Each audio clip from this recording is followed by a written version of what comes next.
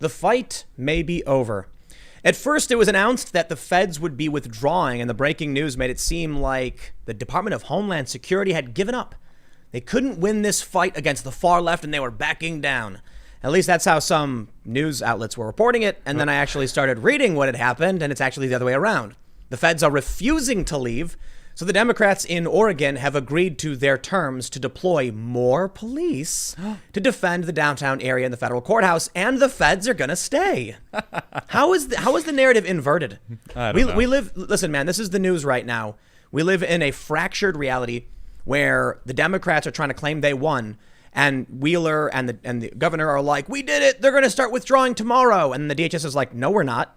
And then there are people literally responding to the acting secretary of the DHS, you got owned. And it's like, the dude runs the DHS. If he says he's not leaving, why would you believe the people who don't run the DHS? That's it, man. Because they believe the lies. They are anything that fits their narrative. If it's on the news, they're vindicated and justified. Propagandistic warfare, man. That's what it is. They right there. cannot admit defeat. Yep. And so what ends up happening is I'll do a series of videos where it's like, Trump was right. Trump has won this fight. And they'll do the exact opposite. But I really do believe they're wrong. And the example I often give is like, when I see progressive YouTubers do a video where they're like, Donald Trump's disapproval is higher than ever. And I'm like, it's just one poll. Right. I'll use aggregate polling. I'll try and use multiple polls, and I'll even highlight static to be like, what's the best understanding we can come up with based on the current data we have? And even that data is probably wrong. But here we go, man. The governor is saying the feds have agreed to a phased withdrawal, and everyone cheers, and then she whispers under her breath, as long as we abide by their terms. Yeah. They're going to be deploying state police. This is like an upgrade. Wow. It's so actually, when you look at the demands of the far left, Okay. They want to defund the police by 50%. Not going to happen. Actually, they're going to be deploying more police. Of course. Yeah, they want Ted Wheeler to resign. Nope, he's celebrating. He won. Yeah. They want protesters released from jail. Nope. And they want the feds to leave. Nope. None of that's happening. So they're celebrating It's over. for nothing. Well, you know what? What? Let them celebrate. Let exactly. them think Hey, that they won. Like, where's the harm? Because that just means they're going to stop. Like, and we beat them. We got them. It's like, yeah. Good And job. now that the narrative is becoming, the narrative is becoming, I guess, that these, Antifa types are actually secretly white supremacists. Oh, that whole thing. That's the narrative. Well, they released the guy's name, who the guy who went around smashing windows at the AutoZone in Minneapolis. They released his name. I tried looking him up. I'm really good at finding people. I couldn't find this guy. Of course. I guess they did. They said they couldn't get a response. But I look and One person. No, but this is good. This is good. Just like with the reporting where they claimed Putin was going after our troops in Afghanistan, I'm like, oh no, Antifa is actually white supremacists. You mean those people wearing all black and throwing explosives? Oh man, you better arrest them, kick them out of your protest, and don't let them throw explosives anymore. Oh man, because they're actually white supremacists, right? So why were they so upset about them getting arrested? Well, no. Now that they know, now that everyone knows, those people in Portland in all black are actually white supremacists. I mean, literally they are. Like Antifa are literally white supremacists. Basically, they're white supremacists with guilty consciences. That's the saying. Woke supremacists. They're literally white supremacists though. Like right. When they talk about like that whiteness chart, how they think white people like invented everything. They literally are. So although that was from the Smithsonian of the they're white African American too. Museum. So it came weird. from a weird source. It wasn't weird. It was the actual national history of African American history. Maybe internalized white supremacy, I guess. I don't know. Well, anyway, the point is, if they're still going to go out and defend Antifa, even though they know that now they're reporting numerous instances where the far right is actually the ones doing it, what justification do they have to allow them to be at their protests now? So when the peaceful protesters, and I mean the legitimate ones who are just standing around like, singing, they should be kicking these people out. I bet they won't. Now, here's the thing. Look, the governor may have surrendered, but does she have any capacity to negotiate on behalf of the far left? No. So we'll see how this plays out. We got a couple other stories. There's a group has apparently, should we take credit for this one? People have been definitely trying to get different murals painted in streets. Yeah, but let's definitely take that. A couple different organizations. We talked about it as soon as it happened. We were no. It was we're taking it. It was Judicial Watch. No. Wrong. Judicial Watch. Excuse me. Judicial Watch. Excuse me. Judicial Watch. Excuse me. So it's Tom Fitton, Judicial Watch. They're the ones who initially filed a lawsuit in D.C. to get their mural painted. These guys were on it. Okay. And since then, we have seen an expansion of people trying to get their own murals painted on various city streets. And of course, Bill de Blasio said no. And so this organization wants to paint Blue Lives Matter. This is actually from almost about a week ago. Yeah. But there's a couple stories we wanted to cover in this front. But then there's still some more. Donald Trump wants to ban TikTok. Yeah. And he also wants to withdraw 12,000 U.S. troops from Germany. Yep. Now, they claim it's kind of about they're not paying their bills.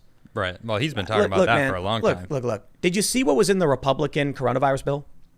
No. Military spending, FBI building, tanks, guns, whatever, right? It makes no sense. And so this is funny. I tweeted, are they preparing for a war or something?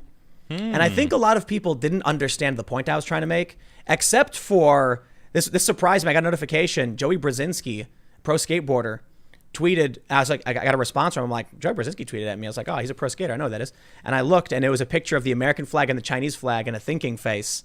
And I'm like, this dude got it. Oh, yeah. This dude knows exactly what I was trying to say. Coin shortage.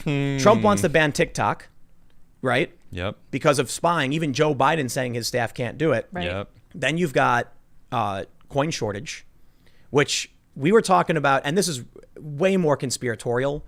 It was, what was it, during World War II? They started printing like silver coins or something because they needed the copper, I guess. Yeah. I don't know the full Something details. like that. Yeah. But there was like general about right. conversations popping up on social media about like, when do we usually have coin shortages? War? When they're planning for war. When we need lots of bullets Yeah, and exactly. artillery and stuff. So it's like, I don't know if you guys have noticed this. Many of you probably did because we certainly did. Coin shortages. And the craziest thing, the weirdest thing today is I went to the bank, went to the ATM, and it defaulted a bunch of $10 bills. And I'm talking about a major national like bank. Normally you can like customize your bills. Yeah. I took out some cash and it gave me $10 bills. I was like, wait, what? $10 bills? That's usually what you get in like an ATM in the hood in Brooklyn. You know what I mean? In Brooklyn, yeah. Yeah, $10 ATM. It's true. So it was kind of weird. And then we're seeing all this stuff, and I'm like, we've got all this movement. We've got India and Pakistan. So apparently Pakistan and China are preparing a pincer attack on India. Yeah, in India, I was reading an India Times news. I don't know exactly which it was, but they were talking about they're ready, man. Their air force is legit. They have a bunch of air forces bases along the whole border.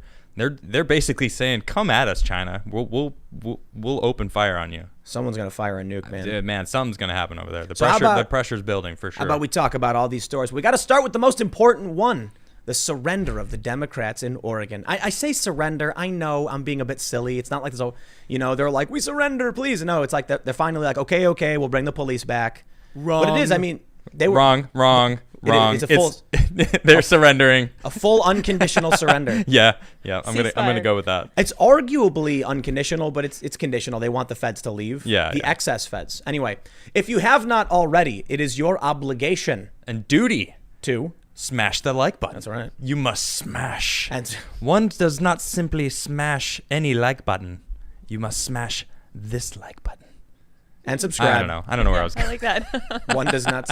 Also subscribe because we'll be back every Monday through Friday at 8 p.m. But let's share. jump into the first story. I'm choosing this article from Willamette Week on purpose because Willamette Week is, my understanding, fairly biased.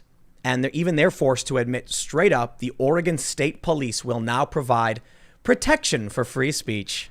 They caved, man. Listen, the demands from these leftists in Portland was to defund the Portland police by 50%. The response? Bring 'em more in. The state is sending in police. So it's not only are they not defunding Portland police, y'all getting more. Yeah, 60 plus nights. You know what the Democrats realized? What? Ted Wheeler the other day said, can we negotiate a ceasefire? Oh, yeah, that's right. We talked about it. Yeah, and I'm like, under what authority do you have to negotiate for Antifa? Like, what? Ceasefire? Yeah, Is this ceasefire. war? Seriously. No. What he was actually saying is, we could crush these riots at any moment. We're now agreeing to do so. Let us know what you want. And I think the reason was Trump was looking good. Yep. And they didn't think it was going to happen. I think they pulled the police out initially. So early on, the Portland police were engaging and arresting rioters. On the 39th night, the Fed sent in extra DHS troops because there were already marshals there. Because of all the bad press about DHS, Portland police stopped. They issued a statement where they were like, we did not engage at all. That wasn't us. We had nothing to do with this. And then that meant Trump was the only one dealing with this. Eric Weinstein, he's the famous IDW guy, said, he tweeted he was hearing a lot from liberals that there were two big reasons they were jumping ship and, potentially voting for Trump. And one was Biden's cognitive dissidence, decline. Well, there we go. There we go. I was trying to be nice-ish. So decline. Yeah. But the second was what he called the experiment in non-policing in places like Portland over the riots. Yeah. How the police were backing down. Then you look at Trump's approval rating. It started to go up a little bit, especially with Rasmussen. And then you see opposition to Black Lives Matter starting to go way, way up. And the Democrats knew the Black Lives Matter protests, the peaceful ones, were great for them. And that's true. It really does help Democrats. So now, with the police backing down and violent riots sweeping across for 60 days, Trump was the only one. Yep. It was only Trump. And guess what? Regular people don't riot, don't protest, and don't sympathize with these people. So all they see is cops being attacked and fighting. And they're like, I don't like this craziness. I just want it to stop. They should all be arrested. You know what's scary to me is that a lot of regular Americans don't care about civil liberties. If it came down to it and you were holding up a sign and marching through their neighborhood, they'd probably just want you arrested and kicked out immediately. Well, there's a small town in Colorado that basically happened. There was maybe 10 Black Lives Matter, protesters. And man, that the whole town came out, and there was like the sheriff came with horses. There was like 6 or 7 horse officers. Whoa. And like the whole town, you could just see them like, get out of our town. Like, here's your trash that you dropped. Like, take this with you and get out. And everyone's like, now that's a real sheriff right there. And it's like, whoa. And there was that in Ohio. I think it was North Colorado somewhere. In Ohio, like 70 Black Lives Matter protesters showed up to the small town, and like 700 counter protesters came out, and they were like, we will crush you. Get out. Yep. Regular Americans don't want to deal with this. No, they don't. They want to go to work. They want to come home. They want to ask, talk to their kids, see what their kids are up to. Yep. How's school? Let's go play baseball or whatever. These people are isolated in these cities, and they really don't get it. So let's take a look at this article.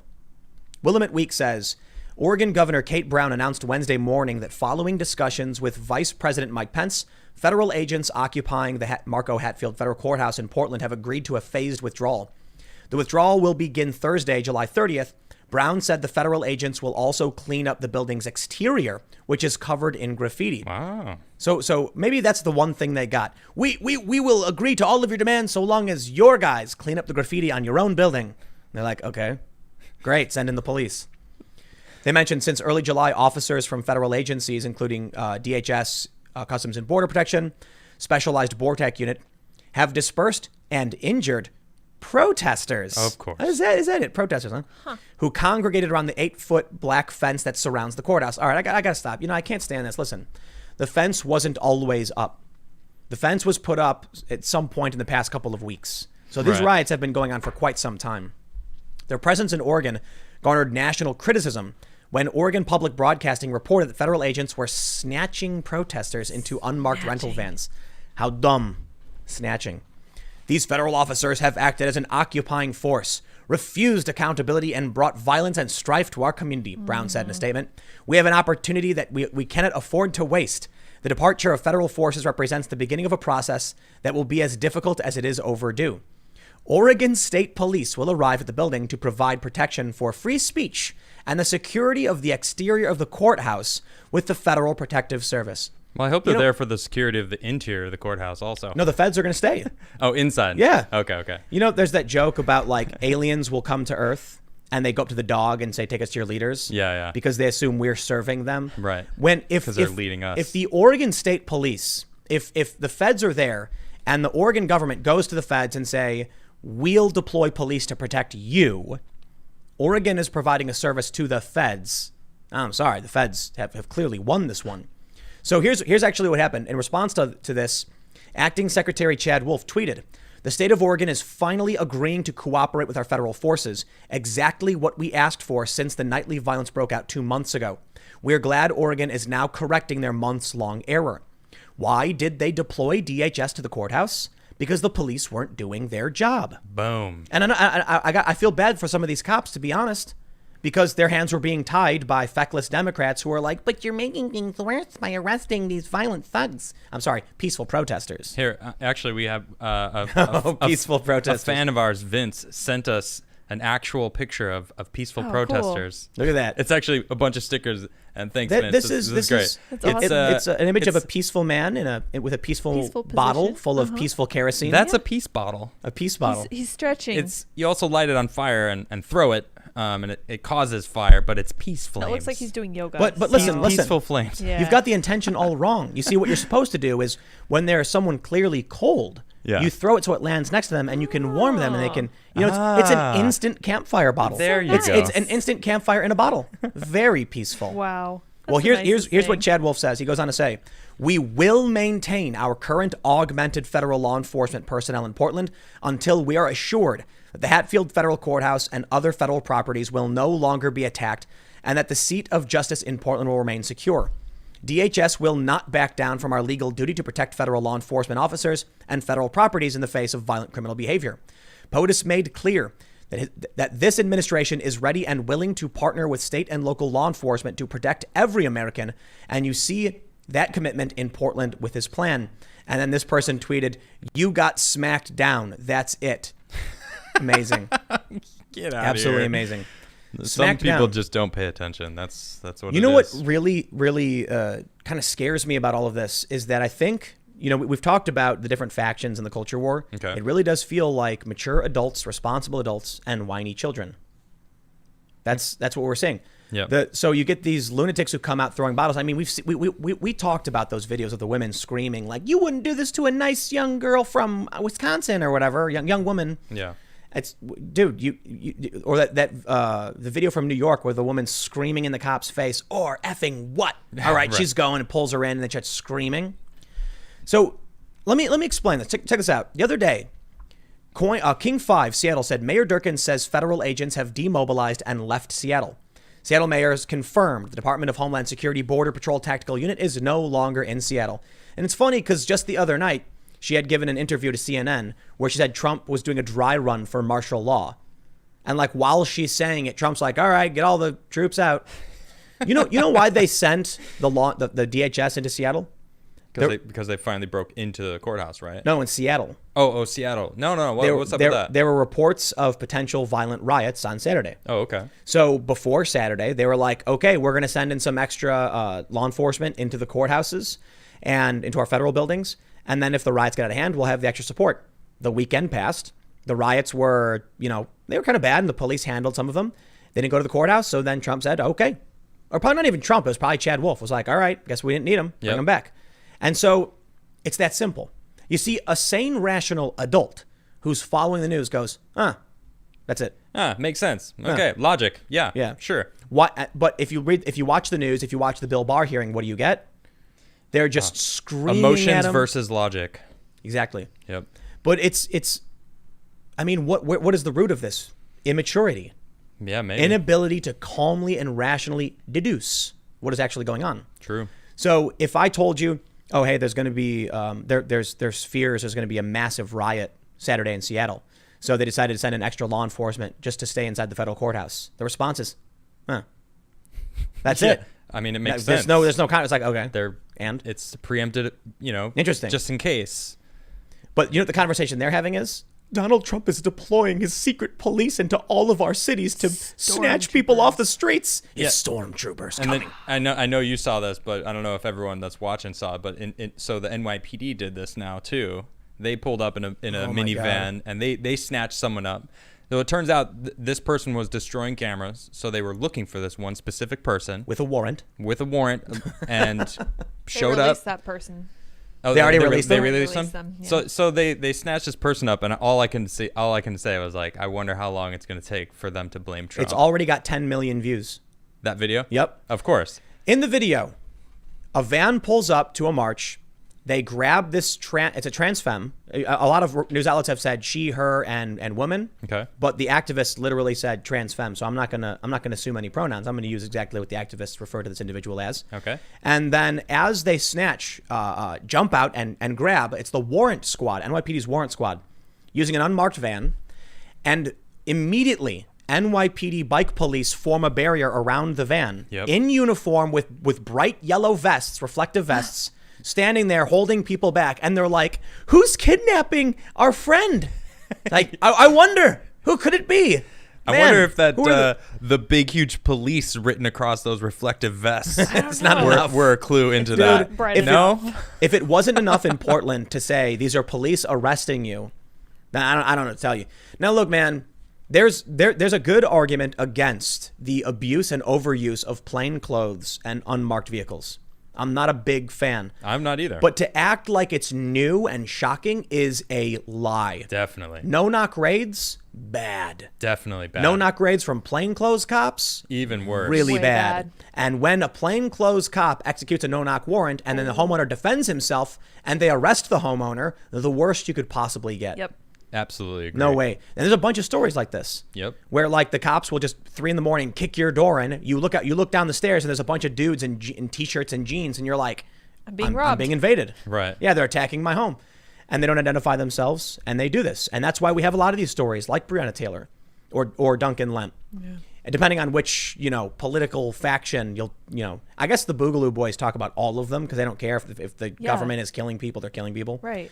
But that's the gist of it. Okay, if the police have unmarked vehicles, they've always had unmarked vehicles, probably as long as vehicles have existed, to be honest. Good point. Like, I have to imagine when the first car was invented, police weren't like, I know, let's put our name big and bold and sirens on top of this thing. Unless maybe could you imagine horses? Like when they had horses, did they write police on the horse? I don't know. No, but they would wear a badge. But I don't think they wore uniforms back then. Maybe they did. I don't know. I don't know the history of policing, to be honest. But I'd imagine that, look, it's part of the narrative that the activists are pushing because it's all propaganda. They'll show you a small clip and say they're kidnapping people. And then all of a sudden, every leftist pundit will just be like, I agree. And I'm like, where did common sense go? It's the most annoying thing to me, Yeah, it's not gone. I'll tell you that. It was never here. No. You have common sense. I have common sense. I'm talking about Lydia them. has common sense. Yeah, I have a little. Right. Okay. So the few people out there that we talk about a lot on the show seem to have a lack of common sense. 10 million views on this video. Dude. Yeah, but it's not all. I watched it. That's true. We watched it. It's everyone who's being aware of the situation are watching it too. NPCs, man. A lot of them are. The meme is real. The meme is real. I believe that. You turn on the TV and you have NPCs reporting news to NPCs. And how do you break that? It's like you can't do it. Yeah. You have emotionally reactive, fervent, zealous, angry people who don't care. I don't understand how you communicate with these people, right? How do you get to them? Because I'm a fairly good communicator. I did nonprofit fundraising. Yeah. But when you have someone who is just blinded with rage, like their eyes are glowing and they're just like, and they're like, foaming at the mouth. How do even their own faction communicate with them? Because they even fight each other. It's like a chaotic, destructive force. They've set their eyes on something they want to be mad about, and they romp about angry. Maybe that's it. Maybe they're mad at. Maybe it's just misdirected anger. That's all it is. Yep, I agree. Each and every one of these people was sitting at home, and they were like eating an ice cream, and then like the ice cream fell off the cone and landed on the floor. Ah! And they march on the street screaming, and they take it out on the police. That's the best I can think of. Yeah, this is the problem, though. There's never one answer to anything. A lot of these people on the left, they like to blame one thing for all the problems, and that a lot of people do this. They're like, this is the one thing that is messing up everything instead of looking at everything as a whole. And that's the problem. Everyone needs to take a step back and just look at as, the whole picture. And a lot of people are losing that ability. They're so focused on this one thing, and then that one thing pisses them off, so they can't even get past that. Everything is about that one thing, and if you disagree about that one thing, you're the enemy and you're evil, period. No questions, no talking. I'll tell you what, I think school is a big part of the problem. Definitely. Absolutely. So not to in my mind, I'm thinking of a bunch of things. I don't want to jump too far ahead, but I'm thinking one of the problems these people have is they're linear thinkers. They can only focus on one thing at a time. Yep. I remember there was during Occupy Wall Street, everybody's sitting around talking about what the demands should be. And one person was like, it's Wall Street, they're the problem. Everyone argued. Then finally some old dude just snapped and stood up and said, what is wrong with you people? Why can't you understand? The one problem is fracking. And I was like, what? Oh. And that's because Fracking. they're linear. It's a linear and myopic thought process. They see one thing, like you were saying, Yep. and that's the only thing they can see. And there's no subtlety, there's no nuance, there's no conversation. It's just, I know the only problem is this. Yep. And then you're like, man. And then they go to the crusades against everyone for that one thing. And that's all they want to talk about. That's all that. It doesn't matter what other things you bring in, any other logical conversations that relate to it. No. That doesn't matter because this one thing. That's all that matters. And this is why I was talking about schools. It's like, I think in kindergarten, the most important thing we can teach kids, chess. Okay.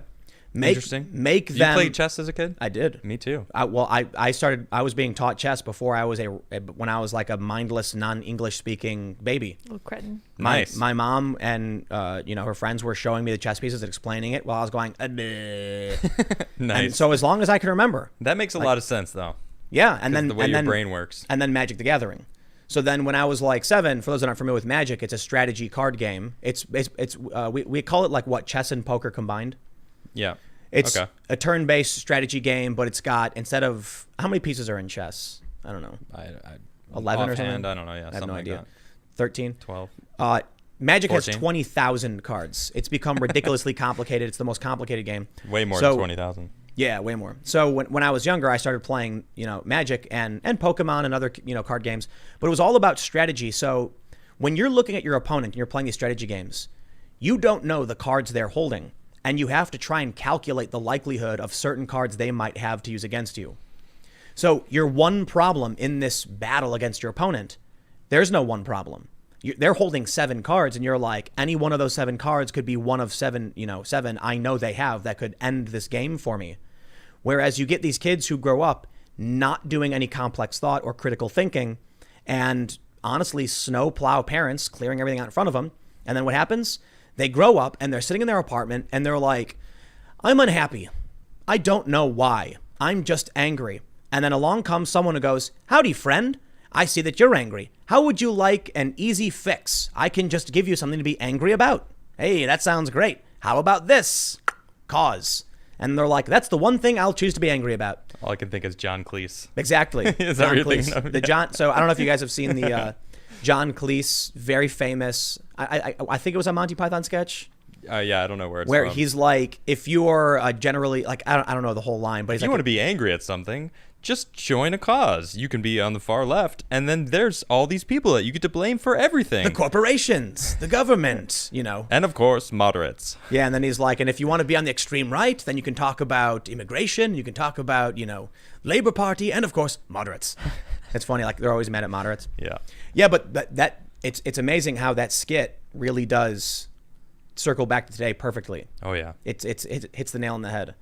But anyway, to the broader point, I look at people who can't actually fathom that there are multiple layers to their problems. And so here's what you get. You get people who march in the street, who scream capitalism is the problem or white supremacy, and they can't actually define any of it properly. That's true. Then you'll see a bunch of people, Democratic politicians, who go, well, you can't reason with them, but you can make money off them. I'll tell them, I agree, capitalism is bad. Vote for me, and then I get paid. They had this big tech hearing on monopolies earlier today, and a lot of people are really disappointed in basically everybody. Of course. Yeah, all the politicians are just, they're unable to actually do anything. And I look at it and I'm like, what I was saying before the show, we were talking about it, and I was like, I think that people who get into politics are the people who aren't skilled enough to actually make it on their own in a meritocracy, but they are smart enough to be a puppet for certain industries. So if they need the money to get elected, they can, yeah, sure, I'll adopt whatever cause you want me to adopt. And this is Democrats and Republicans alike. It's like, what's that? Pro-life and pro-gun? Sure, I'll say whatever you want me to say. Hire me, and then I'll get paid. Whereas you wonder why it is that the talented, intelligent people who know what they're doing, know what they're talking about, won't do it. Well, it's because they're going to go start a business and make tons of money. Yeah. Who wants, like, Who would want to go work in politics? It's extremely expensive, very difficult to win. It is brutal. Everyone hates each other, and you don't even get paid that much. The amount of effort you got to put in to get into office, you end up with people like AOC. Well, why are they all so rich then? Well, old money. So we got a lot of them. Yes. Okay, Yep. so we got a bunch of old money people controlling everything. I Sounds don't about like right. that. I don't like that. I don't. I think we need a big, huge boost of a younger generation in politics.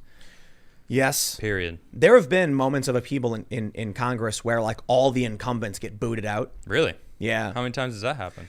I don't know. I don't think that many, only a couple. Wow. There was one, I think, there was a chart I was looking at of like Democrat versus Republican overlap. Okay. And they used to overlap quite a bit. Now they're extremely far apart.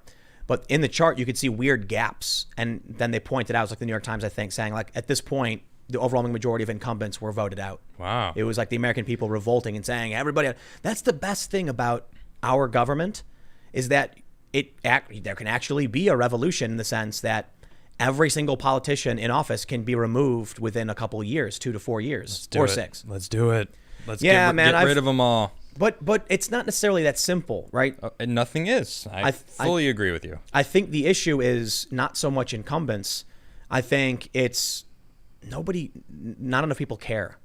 That's also another problem. So you end up add one more problem to the list of what is wrong with the society we live in. Yeah, but look at Mackenzie Bezos. Okay. She just dumped 1.7 billion into social justice organizations, like full-on intersectionalism, because she cares. And I'm sitting here like, man, there's how do you compete with that level of cult power? Almost $2 billion being dumped into the cult. Well, I mean, there was a large chunk of that went to minority schooling, and that I have no problem with. I mean, I don't know where all the money's going, but I did see that there is a large chunk that's going to minority communities, and I'm okay with that. Like, there's nothing wrong with that. I have concerns about the power of billionaires to influence everything around us. That's a good point. Especially when they're all pushing the same thing, like open borders, and things like that, and intersectionalism. Because intersectionalism is reactionary and it wants to revert this country back to an identitarian rule of law. We got rid of all that stuff. Yeah. We used to have laws based on race, and we're like, no, we're not going to do that anymore. Why? Because we got a bunch of immigrants who live here. Now that money is going to go towards that kind of ideology and spreading it, even probably with many of those schools. So like, how do you compete against that when most people don't care and just sit back? I guess then that's just how the change happens. We got to fix our schools. That's something that I've been very, very firm about for over a long time, actually, since I was younger, since I was in school, and I was like, why are we learning this? What is this? What is this? This isn't important. I mean, I think I've had a conversation about that with almost everybody that I went to school with. And you think about what we're learning, what they're teaching. We see these teachers are teaching how racism exists. It's like, why aren't we teaching that racism is a past tense thing? Like, we gotta teach to the future, not teach to the past. Because the teachers are in the cult. I know, exactly. That's another thing that we got to do. Add another problem to the list. They're teaching the 1619 Project. Yeah, that's messed up. And the woman who wrote it just admitted it's not even a work of history. Wow. She said it was a narrative memory or something, some weird. She's like, it was never meant to actually be historical. It's just an origin story. And it's like, yeah, right. What? What does that even mean? You knew exactly what you were doing when you set that in motion. The New York Times, you can see the moment they gave up and decided to just become BuzzFeed with a thin veneer of academia. Right. And so they're like, hey, if it offends people and will get us clicks, go for it. CNN does the same thing. I mean, come on. CNN brought on Jeff Zucker. He's literally NBC's reality TV guy. Yeah, he was like, I got an idea. Let's turn the news into reality TV. Yeah. And CNN was like, great, if it makes money. All of these people in all of these institutions are basically saying, we're going to watch the whole thing burn to the ground and extract as much as we can while it happens. And that's what I'm seeing now as they pump out more money in stimulus, more money. And I tell you what, I see these memes, right? There's a meme going around where it's like, if you're upset that your neighbor is getting $600 a week from unemployment, you should really be mad at the employers, your employer, for not paying you more money. And I'm like, if the government guarantees 100% of your wages plus $600, there's literally no circumstance in which any business could compete with that, because no matter how much you pay, they'll get $600 more. Yeah. Now, there is an unemployment cap, I think, but they said 100%. I don't know exactly how it works. The point is, man, they're printing out money. They're watching the whole thing burn to the ground, and they don't care. They don't. Nope. Because they're super rich. That's it. When they talk about abolishing the police, they don't care. They can hire a security team. Exactly. Yep. So you see people like Mackenzie Bezos, who's dumping all this money into all of these programs and everything, some of which apparently are in favor of abolishing and defunding the police. That woman is going to want, she will never want for anything again. She could hire 10 times the private security. In fact, you know what the craziest thing is? If you're rich enough, you can hire security who literally breaks the law for you. So like I've seen videos where people have international private security. They'll punch a cop in the face. No, straight up. Wow. I can't remember which video I was watching where the cops were like trying to move through and the private security shoved the cops. Nope. They get paid way too much. They're like, I get paid mid 6 figures to do the security job and I got the best lawyers in the world. You ain't stopping me. You're a beat cop making $27,000 a year. So you get someone with $60 billion in hard assets, mind you, who can convert that. They're going to have 10 layers of security guards and you're not going to be able to do anything against that. You defund the police, no one's going to be able to come and arrest them for anything. Sounds corrupt. Yikes. Yeah, man.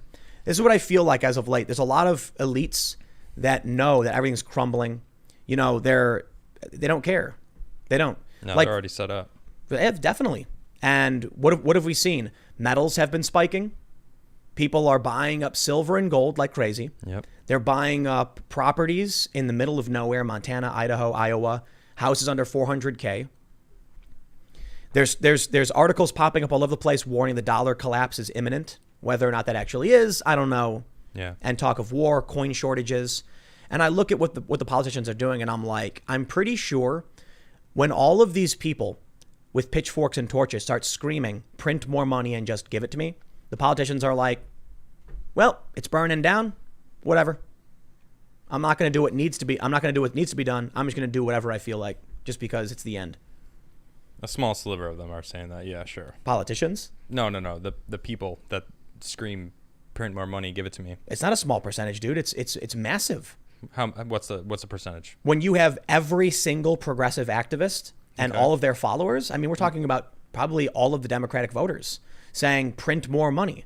What we're saying with print more money is I want $600 a week plus 100% unemployment. They're saying things like cancel rent, forgive loans. They're saying things like pay off all student debt, which is trillions of dollars. They already printed, 6 to 8 trillion or something? Yeah, most of the people on the left are saying just print. And there's a meme now, money printer go burr, because they're just cranking out money. You know what that leads to? Venezuela? Yes. Yep. Man, I was in Venezuela. Let me tell you guys. We had stacks of cash in big black garbage bags. And you would want to buy like a slice of pizza, if you could even find, an arepa. There you go. It's like avocado and chicken. It's really delicious, actually. And you hand a big old stack of cash. Big, massive stack. They shovel it into piles. That's how worthless it is. Yep. And that's what happens when they just mass print money.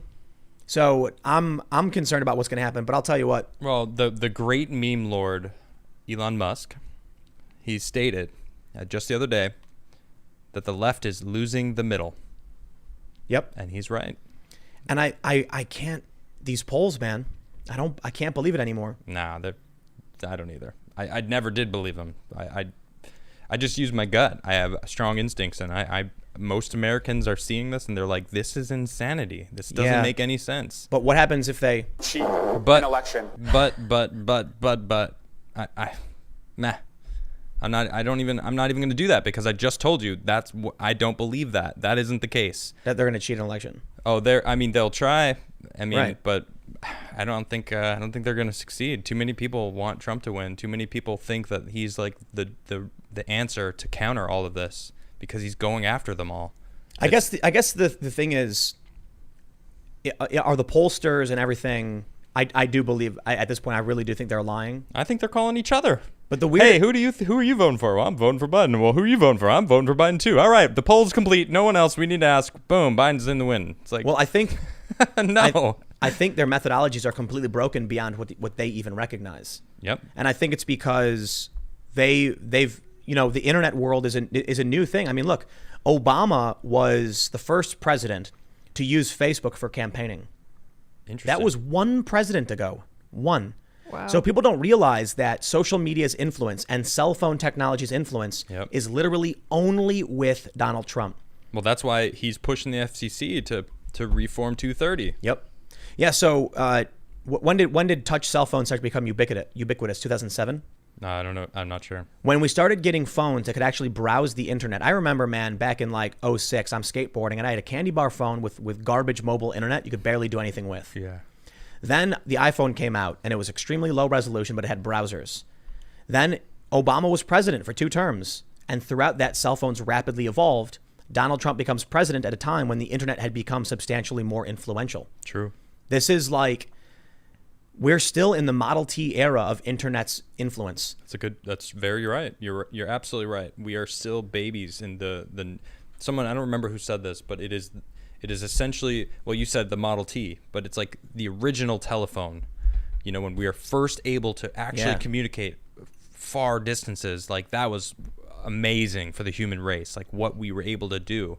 And we skyrocketed. Look at the the technological advances we've made. So now the internet is the telephone 2.0 for the human race. So we're really not even, we don't even know that what it's doing to our brains, being able to definitely breaking them. Changing them, not breaking them. We're changing. We are evolving, very quickly. I mean, People are getting used to the internet. It's becoming very second nature to just be like, well, let me just look it up, Google it. Oh, I hate that term, but it's like it's become so, second nature for people to just say that. Oh yeah, just Google it, and you whatever. You don't even need to use Google, but now it becomes this thing. Well, I could just look up anything I was thinking about right now. I can check it out and look it up, and boom, now I'm suddenly that much more enlightened. There's a couple really important things that I'm trying to find real quick that break down when the big shift in the internet occurred. And there was a scientist who rejected, he refused to do an interview with the New York Times. Why can't I find this? Where is it at? And the reason he said is that it's basically the whole point about how they've become BuzzFeed. They decided they got rid of actual objective journalism. Yeah. I can't seem to find it on my timeline. I don't know how long ago it was. It wasn't that long ago. It's hard searching through. I know, man. I hate searching Twitter. It's not even popping up. Oh, well. That was annoying. Well, I do have this one tweet right here. And it's, Zach Goldberg tweeted this. The New York Times, white people percentage and racism percentage. And you can see how they track. Wow. Yeah. So this 2012. So here's what I said. Facebook incentivized shock content like police brutality videos. Blogs started to take notice at what worked better and ran with shock content and justice videos. The more keywords stuffed into a post, the farther it would reach. The New York Times took notice and adapted accordingly. So this is what I think the internet has done. It's hyperpolarized everybody. Yep. Now you've got people who are enraged. There's the rage tribe, and that's the left. They are just their identity is anger.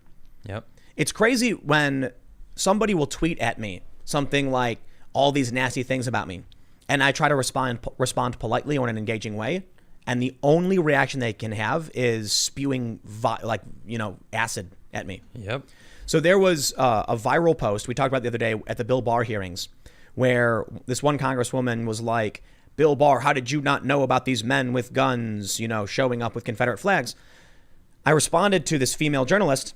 I said, but they were on state property, right? Weren't they? That's all I asked. And her response was, debate me, you coward. And I was like, what? What? Wait, what? Why? Disproportionate. Yeah, I was confused. Why are you insulting me and why are you asking me to debate? I've never debated anybody. I've done discussions. I don't consider myself to be a great debater at all. I wouldn't do it. And then all of a sudden, everyone responded with insults, name calling, just psychotic behavior. The same thing happens whenever I tweet at David Pakman or Kyle Kalinske. And that's why I'm like, I'm not even going to do it. Kyle Kalinske will tweet something and I'll tweet something that's in further into the conversation.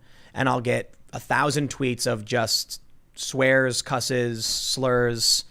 And I'm like, that's what the internet, that's how I see the left, to be honest. Well, I mean, it makes sense. They've polarized everybody who is saturated in the internet. So you're either one side or the other side now. They've really split us. And this is what I don't think they're taking into consideration. Not everybody's on the internet. Most of Americans were alive and prospering before the internet became such a massive thing that we're now discovering. It's like, this is a new generation that we're seeing. That's why all the people that are out there, throwing bombs and complaining are a younger group. Like, it seems like they're all in their mid-20s, coming out of college, maybe early 30s, I don't know. But it's like they were raised on the internet, and that exact graph shows that they were affected by that, so they're polarized. Of course, they're so angry, but most people are not. Most people are like, what are they doing? They're crazy. Use your brains. Rasmussen actually published something recently because Donald Trump tweeted about Twitter's bias and all that. Okay. Rasmussen replied by showing that in a poll they did, the 18 to 35 or whatever is very likely to be influenced by social media in terms of politics, or somewhat, and all other demographics were not really that much. That's exactly what I would have guessed. Right? Yeah, That's exactly. what I was saying, yeah. So, well, here's the danger. This is, I think, why big tech wants to skew everything as hard to the far left as possible. Mm-hmm. Because what's going to happen is, as I've long explained, I just took the 8 values test. It's a political alignment test, and guess what? Tim Pool is a liberal. That's what it said. Weird. Centrist liberalism.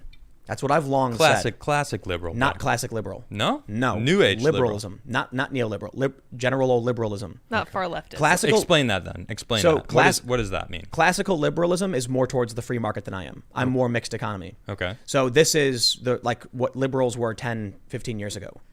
Yeah, that's okay. Yeah, classical liberal is a reference to John Locke and old school. So classical liberal would refer to a center-right position, libertarian position. Okay. Social liberal is center left, which is probably closer to where I am, but general liberalism. So, I mean, our country is a liberal country, right? Isn't it based on in the true sense of the word? Yeah. Not the colloquial sense of the word. Okay. Well, but anyway, it seemed to be changing quite often. Now it's just the crazy left or the liberals, libtards. But this is the point. Come on. When the far left says they're centrists, and they've been saying it over and over again, it's absolutely not true. It's an attempt to shift the whole wheel so that someone like me, who's actually center left, will become right wing and they'll become center. That's how I've long described it. Tucker Carlson did a debate with Cenk Uygur of the Young Turks, and they agreed on a whole bunch of things about economic policy. But they will call him far right. In what sense is he far right? Yeah, someone called me far right yesterday, and I was like, "Wait, where? What? What?" Someone on Twitter, and I'm like, do you watch a show? Do you realize that I'm pretty centered? I saw a truck with a massive "Don't Tread on Me" flag. Yeah, it was massive. Yeah, the Gadsden flag. It was cool to see. It's a symbol of Side liberty note, and freedom. Just wanted to throw that in the air. But this is cool to see. This is what I've long said. If you're someone who has traditionally been liberal, if you agreed with Bernie Sanders in 2015, you are far right. No joke. Bernie Sanders said no to open borders several times, no to free trade several times. The World Socialist website called Bernie Sanders a nationalist capitalist. That's right. And they were right. They were. Bernie Sanders believed in a welfare state, but in a capitalist market to sustain it.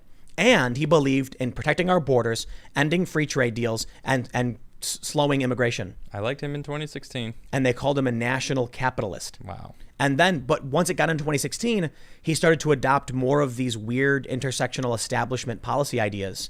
Open borders, for instance. You know what I think happened? Bernie Sanders said in 2015, open borders is a Koch brothers proposal. It's a far right proposal. Then Donald Trump won on the Republican side. And the never Trumpers, those people Bernie Sanders were criticizing, jumped over to the Democrats and said, we're with you.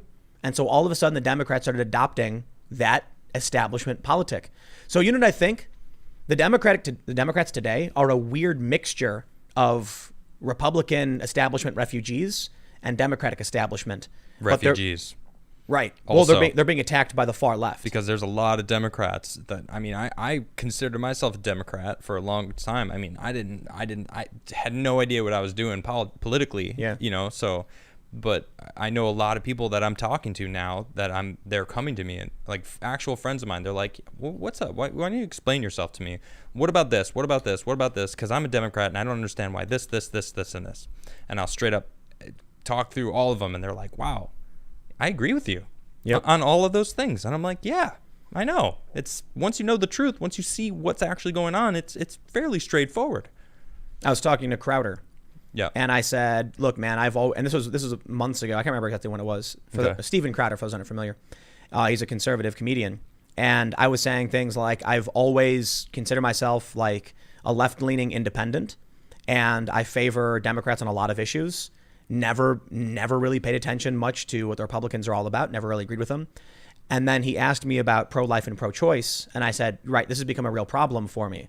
Because I grew up Catholic on the south side of Chicago. Yeah. And then my family, around the time I was like 11 or 12, just totally like got away from the church and became more agnostic than anything. But still, regular Americans, at least as far as my family was concerned, on the south side, being Chicago Democrats, thought that being pro-choice meant, what is it, like safe, legal, but rare. Like abortion should not be something you celebrate. And or something that you use as like a prophylactic. Yeah, exactly. It's like oops, got pregnant, better go to the doctor. Yeah, like that's gross. You know, it's like a last resort as like how you just described it. It was supposed to be in extreme circumstances. That's what it was like growing up in Chicago, which is blue. And you know what they tell me today? Well, Chicago has always been conservative Democrat. That you're admitting it. And I'm like, dude, Chicago is one of the Democrat strongholds, period, that will never change. I mean, maybe it'll change because of Trump. I think it's changing, man. I definitely think so. Well, so here was the problem that I brought up. I'm talking to Crowder about it. And I'm like, look, man, I'm pro-choice for sure, but I definitely agree with Tulsi Gabbard, who she said there should be limits up to the third trimester, and there's got to be some kind of line that we can compromise on. Yeah, I agree. And that's why I was like, I like Tulsi Gabbard. Yeah, now she's out, and what's the position? What did Michelle Wolf say? I don't even know. It's no longer It's gross now. It's no longer pro-choice. It's pro-abortion. Yeah, basically. And Crowder was like, the Republican side right now is negotiating certain exemptions.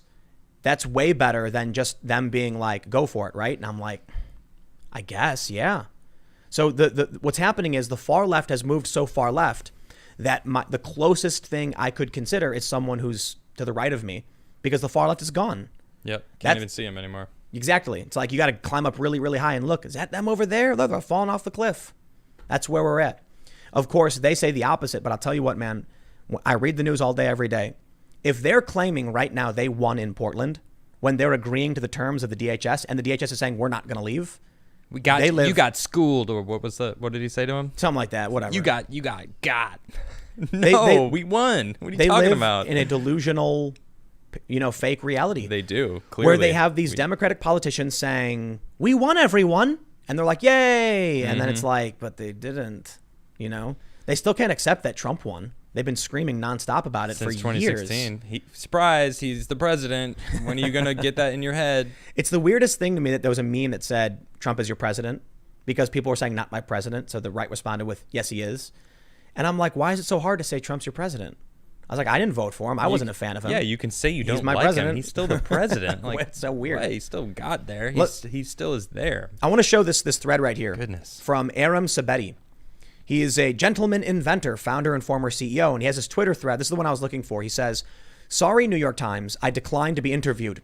The harassment of Barry Weiss and Scott Alexander are only two of the more recent reasons I no longer trust your paper. Helping elect Donald Trump is another. I encourage others in tech to boycott the New York Times. I don't know what he means by helping elect Donald Trump, but he received this message saying, I'm a columnist at the New York Times. I found your experiments with GPT-3 very interesting. I'm writing.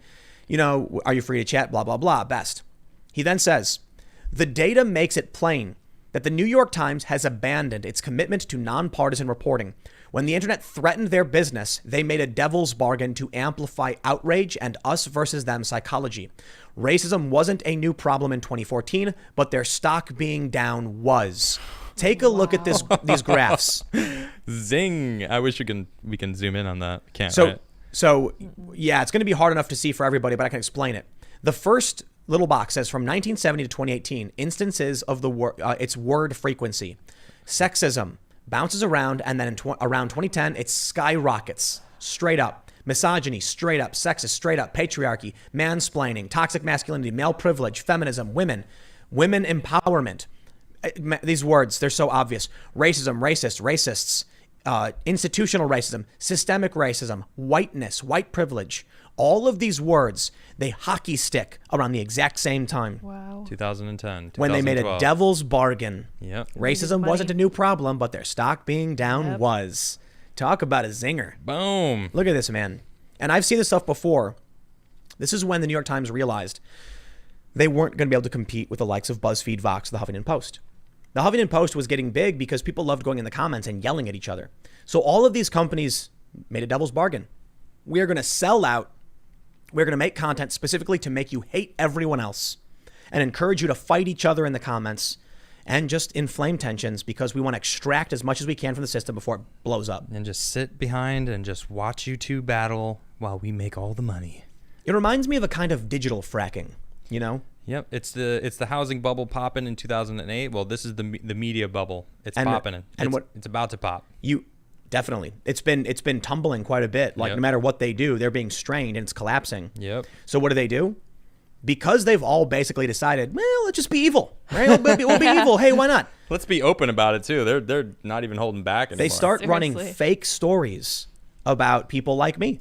And they start going after other, pundits and personalities on social media, their direct competition. And banning them. Yes. Getting them banned. Yep. Someone wrote, was it CNN who wrote to someone, like, you should ban them because they're our competition? We talked about it like a month ago. I don't remember. Oh, yeah, the Federalist. Yeah, the Federalist. They didn't say because they're our competition. Right, they were like, I know, but come on. And come on. Yep. And it happened. And I believe to this day, could be wrong, that you cannot Google search my YouTube channel.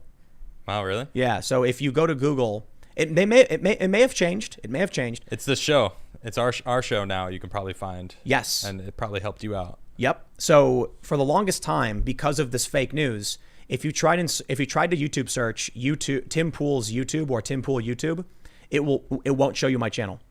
Yeah, it's only IRL. Only you did it? You just checked it? Yeah, I just checked it. Only because this is a new and your channel. Twitter. Yeah. So what happened is fake news wrote fake things about me. Of course. And it's really funny because I worked for Vice. I worked for ABC News. Within the span of 3 weeks, Vice News wrote that I was an online lefty and a right winger. Both? Yes. Yep. I've had the Today Show air overt lies they made up entirely. Wow. The Today Show, because we're the competition for them. Yep, and they're desperate. So what happens? YouTube also makes a deal with the devil. Seeing the same problems, YouTube gets scared that they're being attacked by legacy media and tells legacy media, we'll do whatever you say. You know, on that note, I'm just going to take a little tidbit of time to tell you to share. Please share our videos, share our show. First rule of IRL. Send it into the airwaves because we are not CNN. We don't have the power of Google helping us out. Go ahead. Check this out. I want to show you this Aram, his Twitter thread. He says, how does the New York Times compete with YouTube? Identity equals virality was the BuzzFeed formula with articles like X things only a Y would understand. Ezra Klein says, outrage is deeply connected to identity. The New York Times is now functionally BuzzFeed with a cultured facade. He highlights Ezra Klein. He says, Ezra Klein does a great job explaining what happened. The internet means news has to compete with more entertainment options and no longer has to appeal to any particular geographic region containing people with diverse values. The producers of politicized media are themselves the most voracious consumers of politicized media. The resulting distorted worldview is what leads the New York Times to assure us Trump had no chance in 2016. What happened in 2016 with them saying Trump was going to lose is still happening to this day. Yep. They don't want to anger their audience. They don't want to say things like Trump is actually winning because their audience will get mad and they won't click the article. So they tell the audience whatever they want to hear. And you know how I know this? I was told to do the same thing when I worked for an ABC News Univision joint venture, when they told me straight up, quote, side with the audience. What does that mean? I asked. And they said, side with the audience, right? What does the audience expect? And so I asked the president of the company, are you saying that if there is a fact-based news story that could offend our audience, we won't report it? And he said, I think that's fair, yes. Wow. We were in a big meeting for the presidential conventions in 2016. And someone asked at this big meeting of like 40 people, how are we playing this? Are we left? Are we right? Center? And they said, side with the audience. That's gross. Who's the audience? Young progressives, they said. And my response to this, I kept telling these guys, the company lit all the money on fire when it went up in flames. And I said, your audience is not young progressives. You are targeting young progressives. Boom. Who make up a tiny percentage of the overall marketplace. Well, we talked about it earlier. Who's the demographic that are mostly online? The people that are the younger generations. So they're trying to target the people that are active on the internet. And anyone in their 20s right now is active on the internet. Always, every day. They're constantly on their phone, scoping, whatever, sharing. That's the norm now. But it's not for the older generations. They were trying to make basically a 20-year plan, thinking if young people are progressive, then we want to make media for them so they will age into it, and we will have a captured audience once they move into their 30s and become the powerful key demo. It didn't work, probably because for the same reason Donald Trump won, they don't understand what's really going on, and they're all spinning around in a toilet with each other, thinking they're getting reality, but it is a bubble. When Bill Barr was asked about systemic racism by the Democrat, he said, actually, a police officer is more likely to be, I think, 18 times more likely to be killed by, an individual in the street than a black person is to be killed by a police officer. It is 18 times, yeah. Something like that. And their response was like, how could he think that? He must be in a bubble. Madeline Dean, I think her name was, said he must be in a bubble. And it's amazing. It's like, have you considered you're in a bubble? Someone's in a bubble. Someone's How in a bubble. disrespectful. He was so disrespectful. That pissed me off. That they're trying to say like he's in the bubble. He was disrespectful. Like that was literally all of you. The entire time we're sitting in a bubble, being as disrespectful as possible to cut him off so he couldn't actually slam you with the truth. If someone knew this, if there was any one person who knew the stats as it pertains to crime in this country, I'd imagine the attorney general would be one of the foremost experts. Yeah. Like, it's a good point. Running the DOJ, the FBI, all of our, what? Could you imagine, a Republican yelling at a doctor like, about vaccines being, causing autism or something? Like just telling the doctor, I know better than you. I know you must be in a bubble. And then being like, dude, listen, I'm a doctor. That's what they're doing. Yeah. The reason I use that specifically is because they constantly make that argument like they are the people who are allowed to defy the experts and no one else. Yeah. So when you have, for instance, doctors stepping up talking about certain medications, and then they're like, ban all of those doctors, don't let them speak on the internet because we are the experts. We know. It's like, wait, are you doctors? No, we don't need to look at the information. But what do all of their silly memes say? Why won't the right listen to the doctors? I haven't seen those memes, but it is. I tend to avoid memes. When it comes to masks and when it comes to vaccines, they all complain about how the right won't listen to doctors. Yeah. And I'm like, yeah, there are a lot of people that won't. They absolutely won't. You know what? I defer to the experts. I'll tell you what, when Bill Barr sitting there as the expert gives you an answer, you don't say, I'm right and you're wrong. These people live in a bubble. Listen, I want to show you this chart again and explain to you New York Times word usage frequency. I feel bad for these people. You know why? Why? They grew up being told that the New York Times was the gray lady, the paper of record. Oh, yeah. And so they believe it, they trust it. It's our good and honest journalism, but they're not getting it. Look at all this insanity. Almost every single one of these little boxes shows a hockey stick, cultural appropriation, microaggressions, bullied, exploited, discrimination. And these Democrats are reading all of this, believing it as law. They're in a bubble.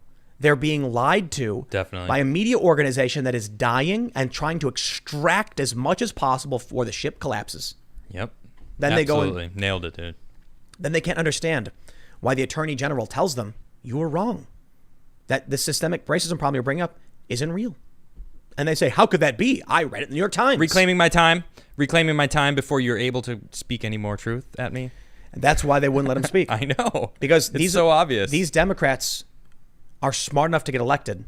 They're the grifters who know they're manipulating the ignorant who are walking like lemmings off the cliff. Yeah. And so they're like, well, as long as they're walking off the cliff and they hand me one of the, a couple gold shillings before they jump off the edge, I'm happy. Yep. And that's what it is.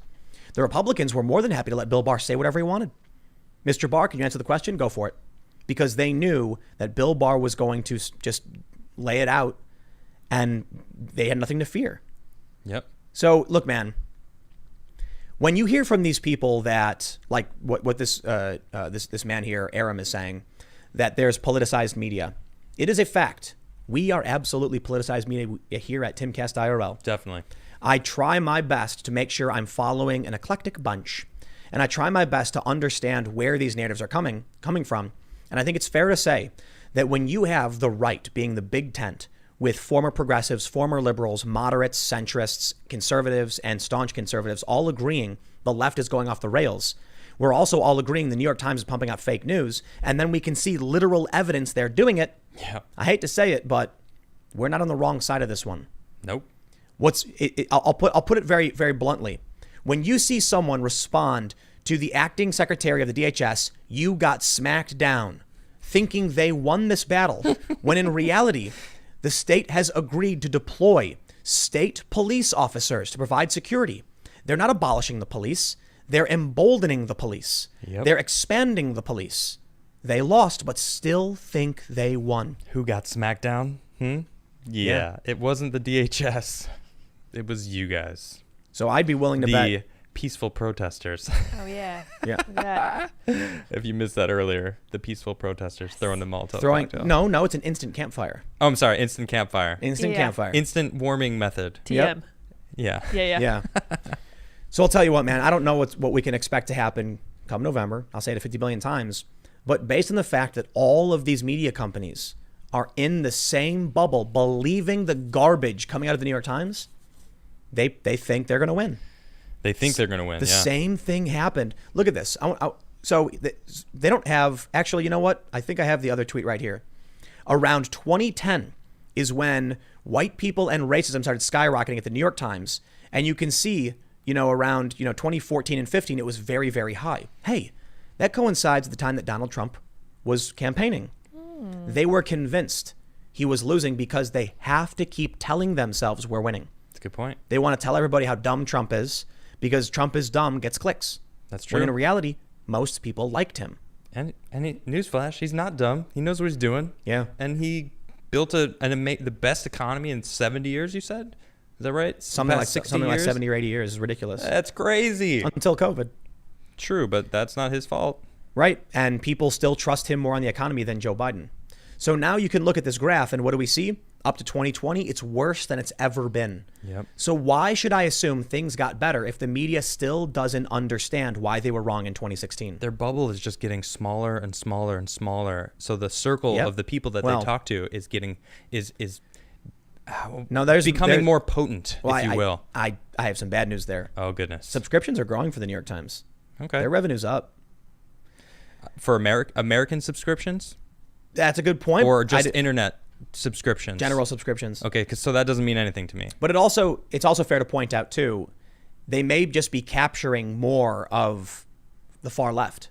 Their subscriptions may be growing because they're catering now to people who are socialist Who want to read the stuff that's in that little bubble that they give. right. Okay. So the New York Times used to be more centrist, Right. and now that they're moving further and further left, yeah, their subscribers are going up because they're dragging some people with them and absorbing some more far lefty is there types. any graph that shows that how many people they lost over the past 15 years? People going, what are they talking about? I'm not going to follow these people. And my subscription goes down. And then, sure, it's now starting to rise again. Then that makes sense because they lost a lot of people. So now, sure, they've got a little uptick. I'll tell you what, man. Crazy lefties. I think there are a lot of disaffected liberals. They don't speak up, and so they get ignored, and that could be one of Trump's greatest advantages. Yep. So I tweeted something once about being a disaffected liberal, and it got retweeted by Mike Cernovich. Okay. And he has a bunch of Trump supporter followers. So as soon as he retweeted it, I started getting a bunch of replies from Trump supporters. Some lefty then commented saying, "Look at all of the replies, Tim. Look what you've become. Your followers are all conservatives." I responded with, actually, it's because a Trump supporter retweeted me. Yeah. And then all of a sudden, a whole bunch of people responded that they were liberals that have been following me for years. They just don't tweet. And I was like, boom, there it is. Nice. A lot of the people who followed me, I have people who follow me since back at Occupy Wall Street. I get emails from people who are like, been following me since Occupy. I can't believe what's happened to the left. A lot of the people during Occupy Wall Street were very libertarian, very much so in favor of WikiLeaks, were against the, they believe wealth inequality is a big problem, but they're not socialists. They just think that the working class people need, we need a strong middle class and a strong working class. Boom. I'm finding a lot of similarities with my beliefs right now. And they don't like war. They want our troops brought back. I'm a libertarian. I think that really sums up my political views the best, is libertarian. I find something, was really fascinating that there was, I think it was the American Conservative argued Trump should have fired Bolton and hired Tulsi Gabbard. Good point. Because she's anti-intervention. That's true. And they were like, the true conservative position is not to be in foreign wars. Yep. And if Tulsi would get Trump to do that, then that's the right choice. And it would attract many, liberals who think that he's bringing somebody on who's, got more liberal sensibilities. Yeah. But I do find it fascinating that there are a bunch of core issues that unite conservatives and liberals under Trump because Trump ran as a moderate. So you want our troops out of the Middle East? You're not voting for Biden? You get... I had a friend of mine message me about collateral murder, where like it's just Middle Eastern war stuff, and so she's super far left, and I was like, "So you voting for Trump?" She's like, "No," and I'm like, "Were you gonna vote for Biden?" Yeah. Oh, so you're supporting intervention in war? I'm sorry, man. I get it. You might not like the guy. You may have problems with his policies, but if your issue is war, the best bet you have right now in terms of actually some policy that you'd like is Trump. And I'm not saying it's perfect, not in the least bit. Yeah. But Joe Biden? Nah. So I'm looking at this stuff, man, and I'm really wondering just how bad the bubble is. But I'll tell you this. Go on YouTube and look up any political issue. And it's crazy how you'll see what's popular and what isn't.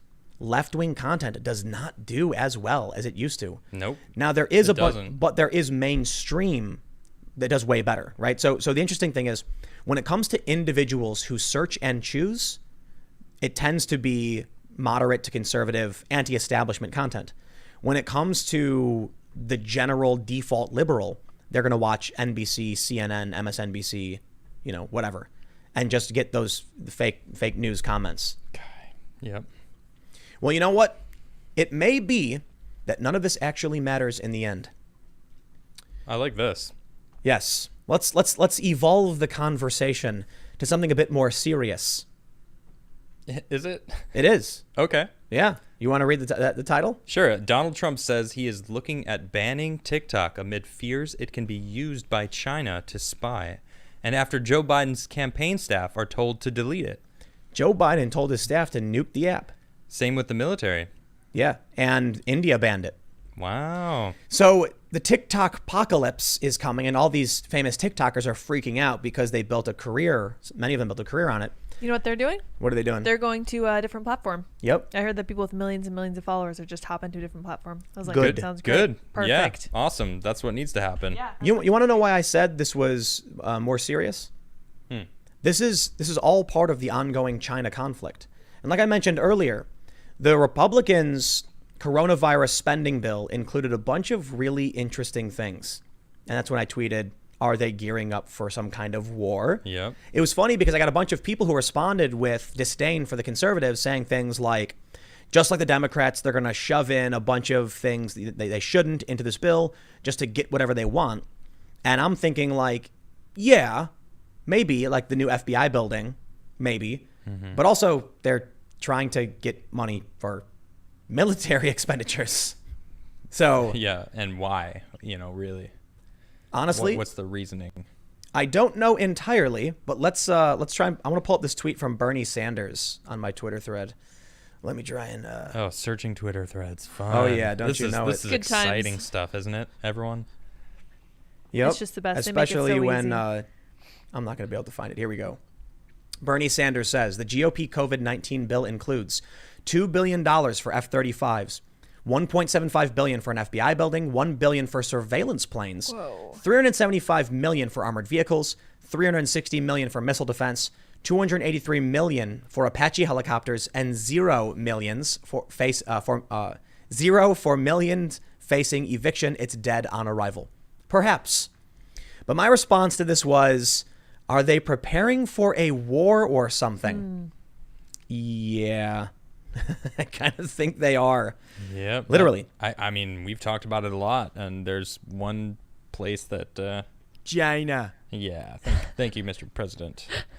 Yeah. I mean, how many times have we talked about, what's going on over there? Now that we look at them teaming up with Pakistan, and India is basically going, come at us, China. We're ready for you.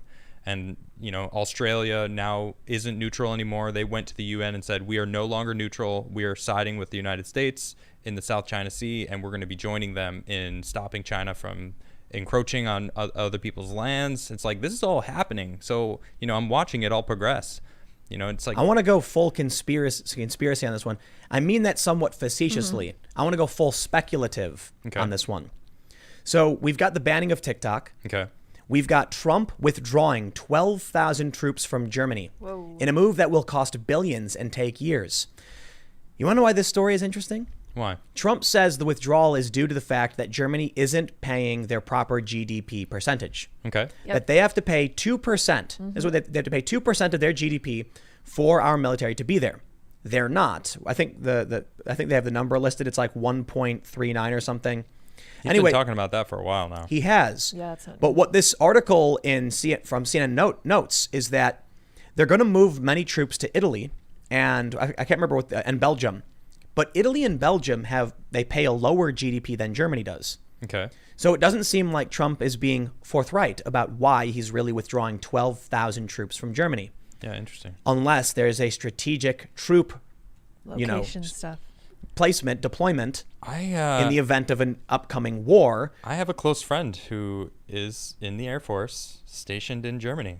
I can ask him. I'm gonna hit him up. I'm gonna see what's going on. Yeah, for sure. So to entertain the conspiratorial, more speculative, it's not really a conspiracy. I was thinking about this story. Trump's withdrawing 12,000. Did you know we have 36,000 troops in Germany? No. That's crazy. Wow. Yeah, that's crazy, man. So why? What are we worried about? Somebody going to invade Germany? I don't think they're worried. Yeah, I don't know. So what is he going to do with all these troops? It's going to cost billions of dollars to relocate them to the U.S.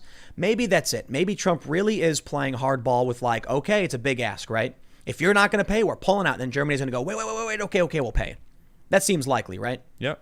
Like it seems like a Trumpian move.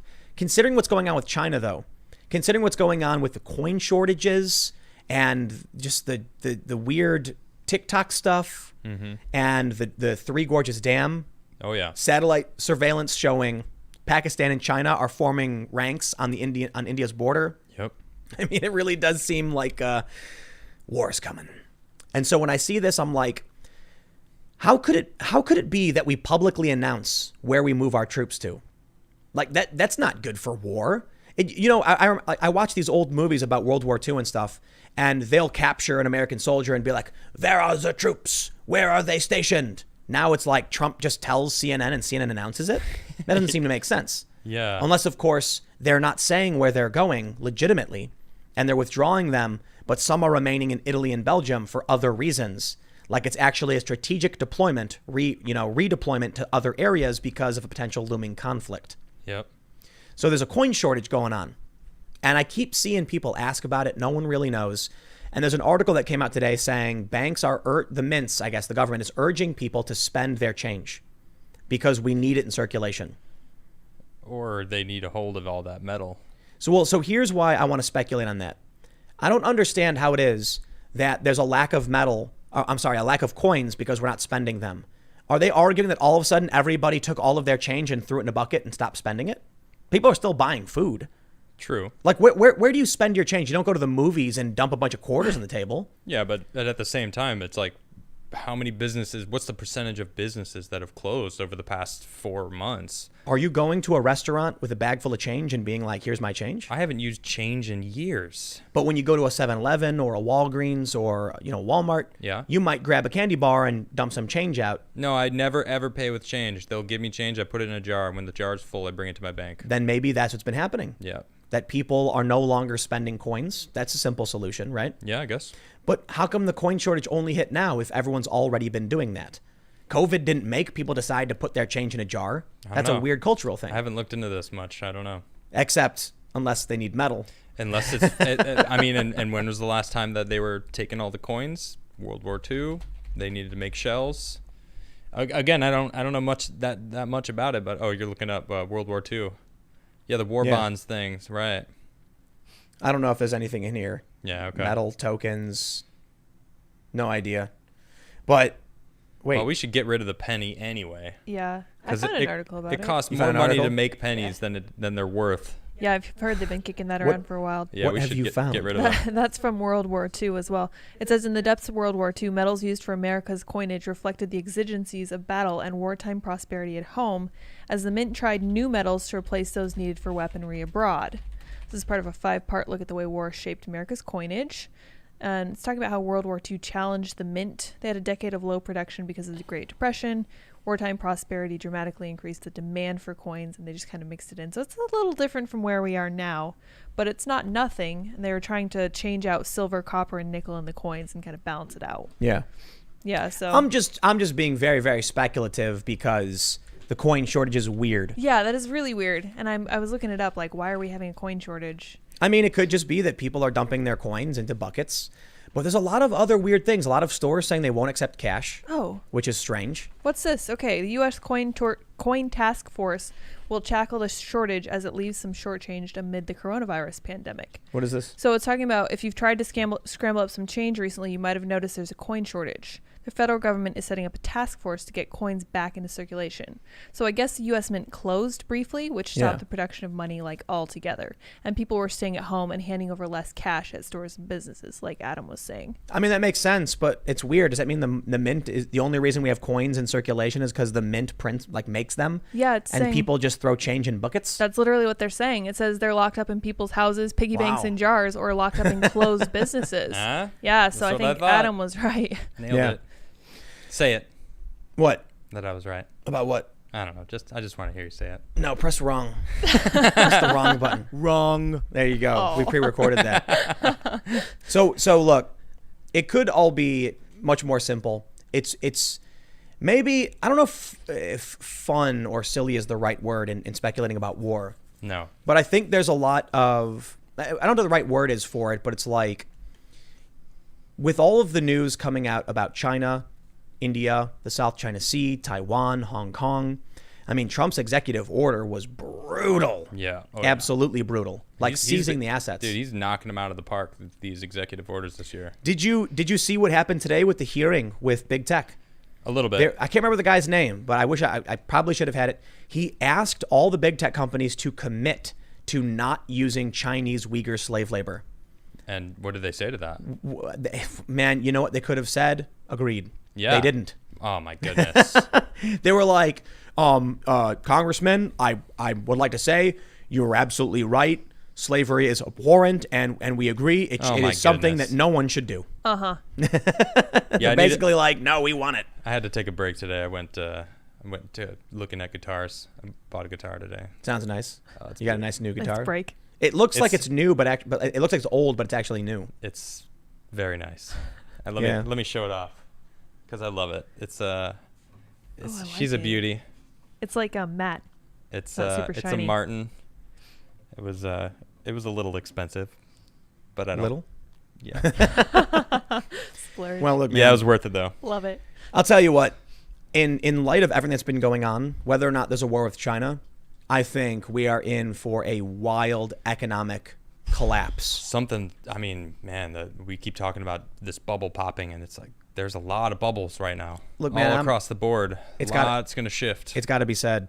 What? Trump has proven that he can make an economy work. Absolutely. And if we are facing a collapse due to the coronavirus and the printing of money, why would you vote for Joe Biden? Trump 2020. I mean, look, you can like at some point, you know, the way I described it before was like you gave your choice between, let's say you got to hire a plumber because your toilet broke. All right. Your toilet's broken. It's spraying water all over the place. It's a nightmare. And two contractors show up and one guy's in a wheelchair sleeping and the other guy's just smack talking like crazy. And he's kind of like like your wife is going like, oh, he won't shut up. And you're like, yeah, but honey, he's like, He's got the appropriate plumber butt, so we no, gotta, it's like we he's gotta got trust it. He's got the tools. He's got 5-star rating where everyone basically says online they can't stand the way he talks, but man, does he fix a toilet. And fast. What are you going to do? You're going to pick the guy who's sleeping? Like you might not like the guy the way he talks. Mm-hmm. You might not like the way he talks. You might really hate his attitude and think he's gross. But man, he's going to fix the toilet. So just let him go and fix the toilet and go about your business. It's only for a little while. Eventually your toilet's fixed, then you'll come and get a new plumber later. That's kind of what it's like. So look, it looks like we are in for an extreme wild ride in terms of economic pop. They're printing money like crazy. People are not going to be buying houses.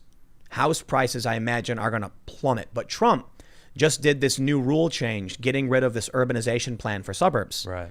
So that's expecting suburban houses to actually go up. Maybe that was part of it. They knew that demand was gonna drop after, as people are losing their jobs. A lot of people are broke. Unemployment is really high relative to where it was. Yeah. And so who's gonna be buying these houses? So the prices might go down. Now there might actually be demand because there's a safe haven from all the chaos of the big cities. It's true. There was no guarantee under Biden's plan, under Obama's plan. So Trump does this. I'll tell you what though, man. I think that that was a huge move. I just want to say, like, I see a lot of people like upset about it, but one of the problems that I've noticed is the welfare state. It's people that are used to getting governmental help, and then instead of using the help to get off of the help, they get used to the help and stay on the help, and then they succumb to the system of being not accountable to themselves. It's an addiction, bro. And that is something that, like, what that did was, it's like, no, people need to be accountable for themselves and earn their way to do stuff in this world, and that's how it should be. It's an addiction. It is, exactly. So it's funny because there's a meme. It's a sign that says, "Please do not feed the animals because they'll become dependent." And that's it. That's the image. Boom. But conservatives share it like, "Hey, I wonder, does this apply to people? Like, Yeah. If you just keep giving them what they need, as the saying goes, teach a man to fish, feed him for the rest of his life." Yep. There's also another saying: if you light a man a fire, you will warm him for a day. If you light a man on fire, you will warm him for the rest of his life. Also true. Also very, very Worth true. noting. So with the mass printing of money, with the mass unemployment, the housing market's going to explode. Yep. We're already seeing delinquency. We're already seeing, like, people aren't paying their rent. They're not paying their mortgages. So what's going to happen? Mortgage-backed securities are going to crash again like they did in 2008. It is going to be a wild ride. And already metals are spiking. Yep. And so I asked somebody who, I'm not going to pretend like this friend of mine is the foremost expert, but there's somebody who loves Bitcoin and metals and stuff. And they were like, this sounds like we're going to see a major dollar drop off. So, like, people buying metals because they're scared the dollar is going to be destabilized amid all of this mass printing of cash. Yep. I tried talking to my friends about it, man, when they talk about how we must just give people more money. And I'm like, it may stave off, the worst for a short time, but it's like you are burning off. You're burning the candle off as fast as possible. Yep. Yeah, you're going to get this cash now. But what's going to happen is that in a few months, in a year, you're going to be worse off than you've ever been. Imagine spending $30 for a gallon of milk. They've been just dumping milk out. Like, this is a crazy economic crisis. It almost feels like all of these Democratic governors are treating Trump like some kind of cancer, where they're trying to poison the system as much as possible in hopes to just, like, get rid of populism. Yeah, maybe. Literally arresting small business owners. But I'll tell you what, man, I think it makes people angrier.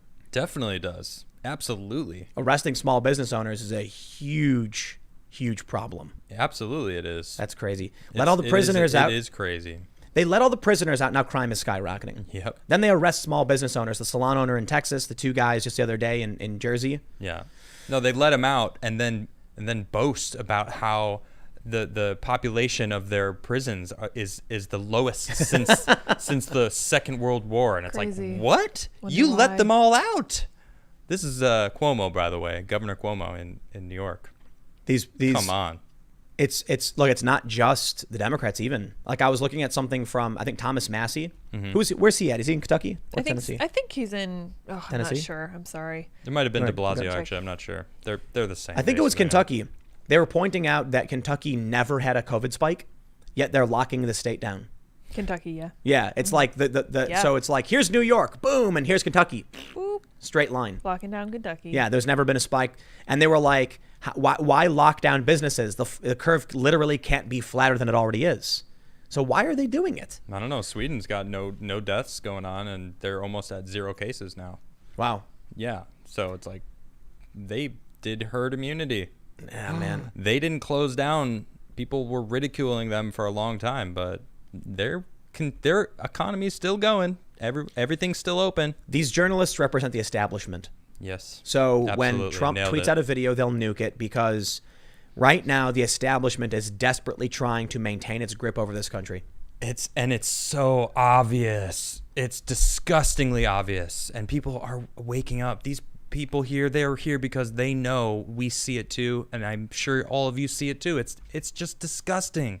It's desperate. It's thirsty. The far left needs to vote for Trump. You know why? Why?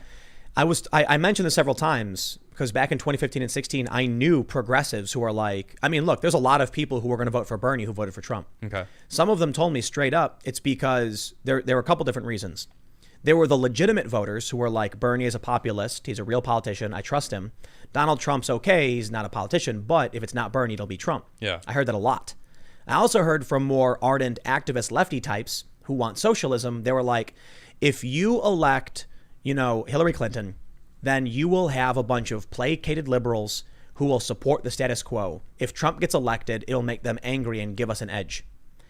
If the far left agrees to vote for Biden and these progressives, it will embolden and reignite the establishment and give them an opportunity to regain control over the system.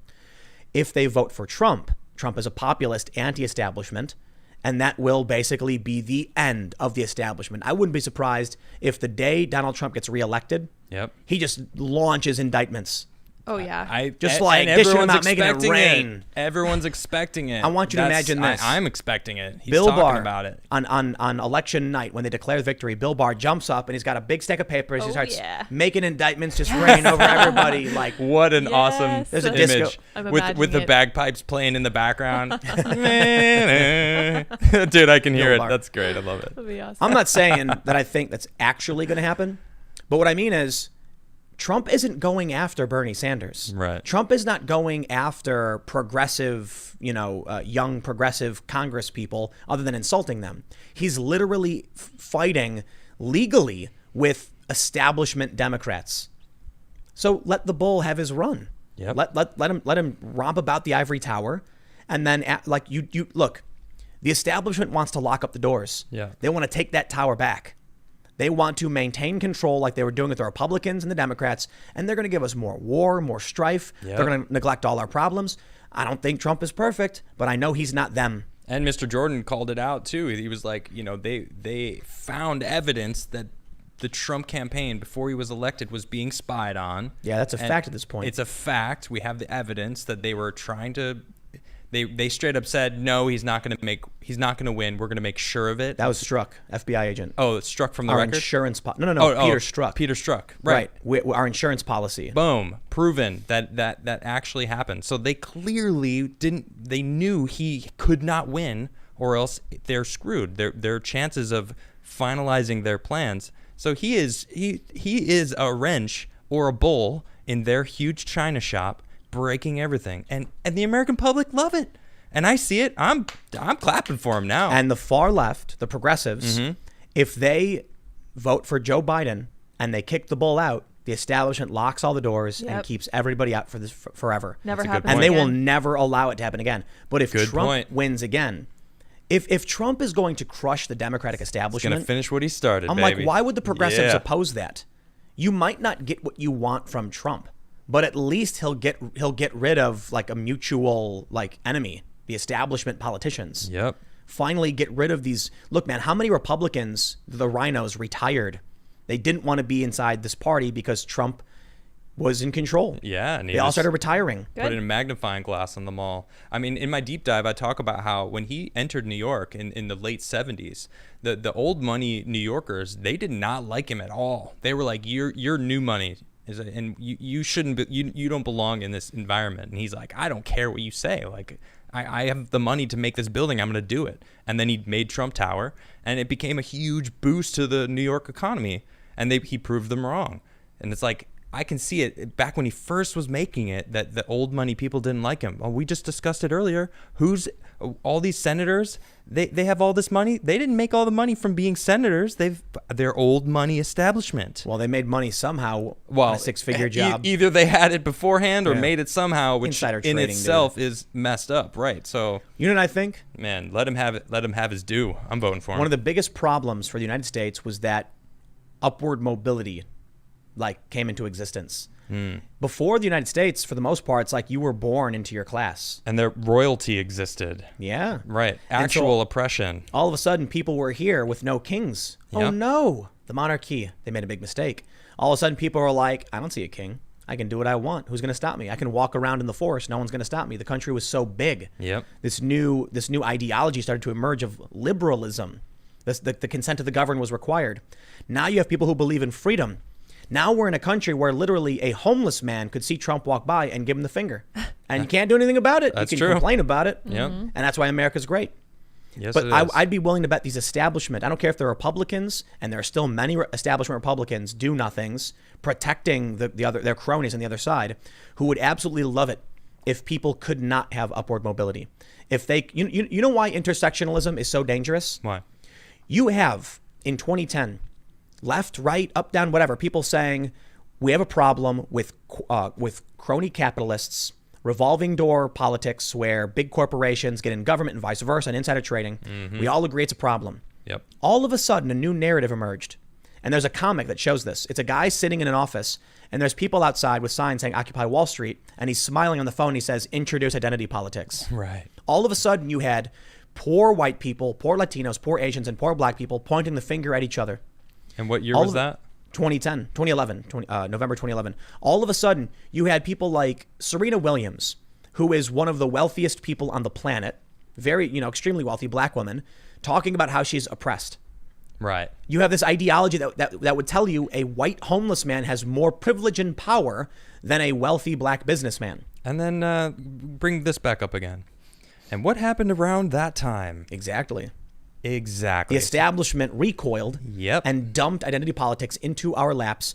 And what started as an economic populist movement saying wealth inequality, crony capitalists, get them out, turned into white privilege. Yep, exactly. And now they shifted the optics so that they're fine. Oh, cool. It's not us anymore. They're attacking. Now they're attacking themselves. Like, we don't care. We have the money already. We already have the power. It's not going to work. Not anymore. People are waking up. Yeah, the establishment can't win. Nope. The internet itself is for too many. At risk?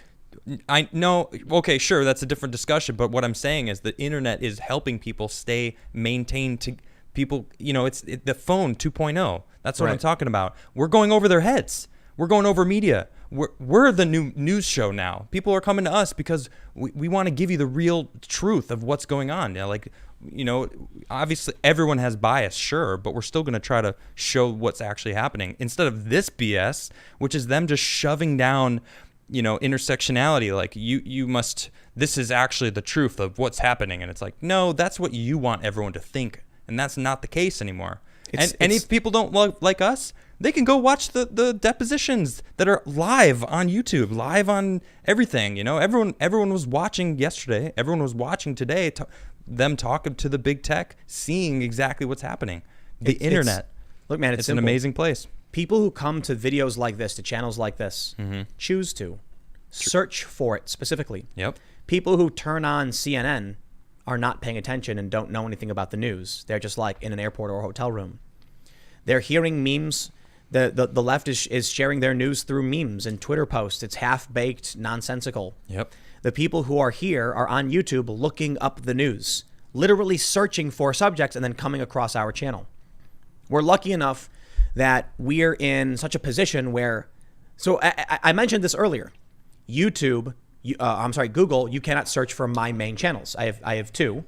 Timcast and Timcast News do not appear on Google. Yeah. And that's me doing like my solo rants. This channel is new, so it wasn't put into any of these blacklists. And awesome. Yes. That too. Figured I'd throw that in there. there. What happens is YouTube takes action to protect the establishment when they complain. And a bunch of YouTubers realized this and started making new formats and new channels because the new channels were never put on blacklists. Yep. So now all of a sudden, people are getting recommended our show, they're sharing our show, and it's growing faster than ever. Because, thank you, everyone, by the way. But think about this. If I didn't, decide to make something bigger, hit you up and say, we got to do the show where we talk about these politics, it would still be me on my main channels blacklisted. How many people here wouldn't even know about these conversations, even though they agree with a lot of it? Thanks for calling me up that day. So I decide I got to do a new channel. I got to find somebody who I can have conversations with. I hit up my buddy Adam, and this is a new channel, not on a blacklist, where a lot of the same conversations are. It's actually more developed conversations. We talk to each other as opposed to my channel, which is just like a rant. Yeah. But all of a sudden now, YouTube, this channel not being blacklisted, is recommending it. People who agree are finding the conversation, saying these are important conversations, and it's getting around that lockdown. They can't control everything. That's right. I think we're at risk. Their bubble is popping. I mean, sure, we're at risk, but there's only so much they can do. But exactly. The Google guys are on video saying that they didn't want Trump to win, and they're like people crying. Exactly. It was published by Breitbart and The Verge, mind you, left and right-wing sources, showing this leaked video of them being like, we're all deeply offended by Donald Trump's victory. Yeah, so what they're doing. They're going to do what they can to stop it again. Yeah, and you know what's really funny? They had a big hearing today about big tech monopolies. I'd love for one of those Republicans to say, Adam Krigler mentioned that he wanted to vote for the president, and he was, he's basically a default liberal kind of guy. Got 2.4 million views on Facebook. Facebook deleted it. Why? I don't know. Interesting. I would like to know that too, because there was nothing. I mean, I did call out the cooperation with China, and that I think that they are working with China. But nothing you said was a violation of their rules. That's true. You're absolutely right. There was no violation of rules. It was just simply that I am not a typical Trump supporter. I am someone that looks. I mean, my hair's tucked right now, but it's like, I've got long hair and I look like I'm fairly hippie-ish. Video gamer, musician, skater. We saw it from Project Veritas. Yep, we did. If somebody's wearing a MAGA hat, they'll ban the video. Or simply saying I'm a Trump supporter. That I said I'm voting for Trump in this video. It was the first time I said it. That's what really hit them. Yep. Like, whoa, we can't have this guy talk about that. No. But it was probably some low-level person working at a third-party company being like, get rid of him. Yep. And Facebook, feigns ignorance. Well, we don't do it. We'll see how things play out, man. But I'm glad y'all are with us hanging out. Definitely. Now we're going to read your super chats. Yes. We got a super chat here. Well, actually, before we do, you got to smash that like button. Yeah, smash it. Actually, before we do, I was just going to say thanks to Bruce, who sent us some silver coins. Oh, yeah, we all got cool. we all got a beautiful Liberty silver coin. You can't really see it, but it is really dope. It is the Liberty Lady. Just walking Liberty, standing Liberty. I don't know what it is, but it's beautiful. It's a 1 ounce silver coin, and that's amazing. So I really appreciate that. That's cool. My grandfather had a lot of coins that I would go to the bank and he'd open up the security deposit box and show me. What's silver at now? Like $22-$24? Yeah, something like that. 20, crazy. Maybe just 20. Silver's great. Haven't checked. But smash the like button. Make sure you subscribe. You can follow me on Twitter, Instagram, and Parler at Timcast. You can also follow at Adam Krigler in all the same places. And on Twitter and Parler, there is at Sour Patch Lids, LYDS. And follow us. But let's read all your super chats. UXM Quantum says, hey guys from North Dakota, and do a lot of driving for work. So you guys are my daily entertainment. Just want to show some love. Oh yeah, spin that UFO. Oh, hey, can you hand me that? Oh yeah, there you go. No. Spin it. And Raven Knight also wants you to spin the UFO. So we got a twofer on that one. Yes. Both directions. Wait, it just stops it. Well, you can't go both directions. Ian Hall says, term limits 1, term limits 2, section 230 reform 3. Did Soy Jesus get a haircut or fake it with a man bun? 4. Faked it. Pass legislation that separates press with factual reporting versus opinion news with fake news. Lastly, this is all for the cats and mascot of the Salty Army. You can't actually differentiate on the First Amendment between opinion and real news. There's no real way to do that. The First Amendment means they can publish fake news. That's it. The problem is big tech monopolies incentivized this system. And I don't know how you solve that problem. I don't think the founding fathers could have foreseen the level and speed of communications, but more importantly, the algorithms. But I do think, in much the same way we have some restrictions on the Second Amendment in terms of like concealed carry permit or whatever, although many people probably disagree with any of those restrictions, I do think there may be very important distinctions between what these big tech platforms are doing and the First Amendment. The right to free speech, you could argue, does not give you a right to algorithmically manipulate people. Well, right? we talked about it. I said a couple times in this episode that the internet is the new telephone.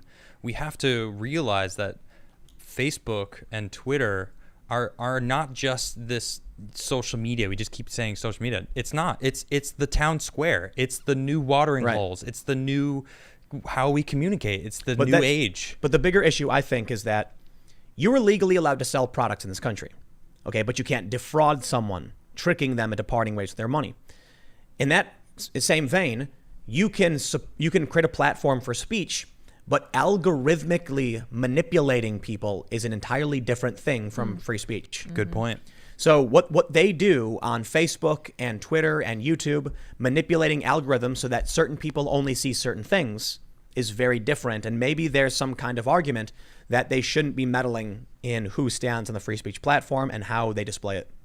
It would be, in my opinion, a major advantage to some nasty people. Yep. Because without these algorithms, if it was just a general... So here's what happened. Early on, when they didn't have algorithms on YouTube, do you know what every thumbnail was? What? Bikini women. Of course. Yep. Clicks. Exactly. So people would... So there's a challenge. They have to make rules. Otherwise, the platform became just a bunch of dudes who would post a picture of women in bikinis, and then it would be a video of something else. You'd see a thumbnail, and it would be hot women, and then they'd click it, and it would be a guy being like, "So today I went and bought a hot dog," and it would work. So they had to set. I don't know how you solve the problem, but I'll tell you this: political bias is destroying our democratic system, our democratic, representative-based system, and we cannot just allow it to keep going.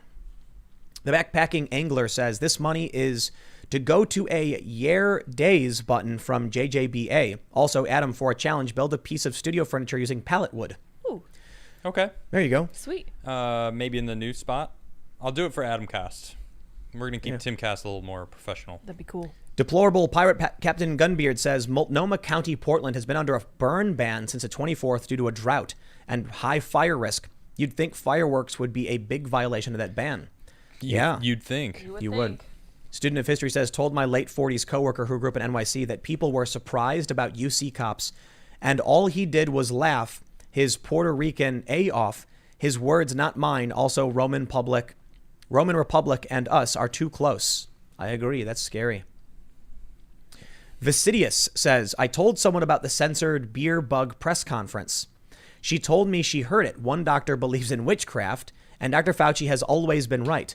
What's the simplest way to explain Fauci to someone who hasn't been following? Well, you got to understand the way you approach people in terms of like arguments, conversations, and new information.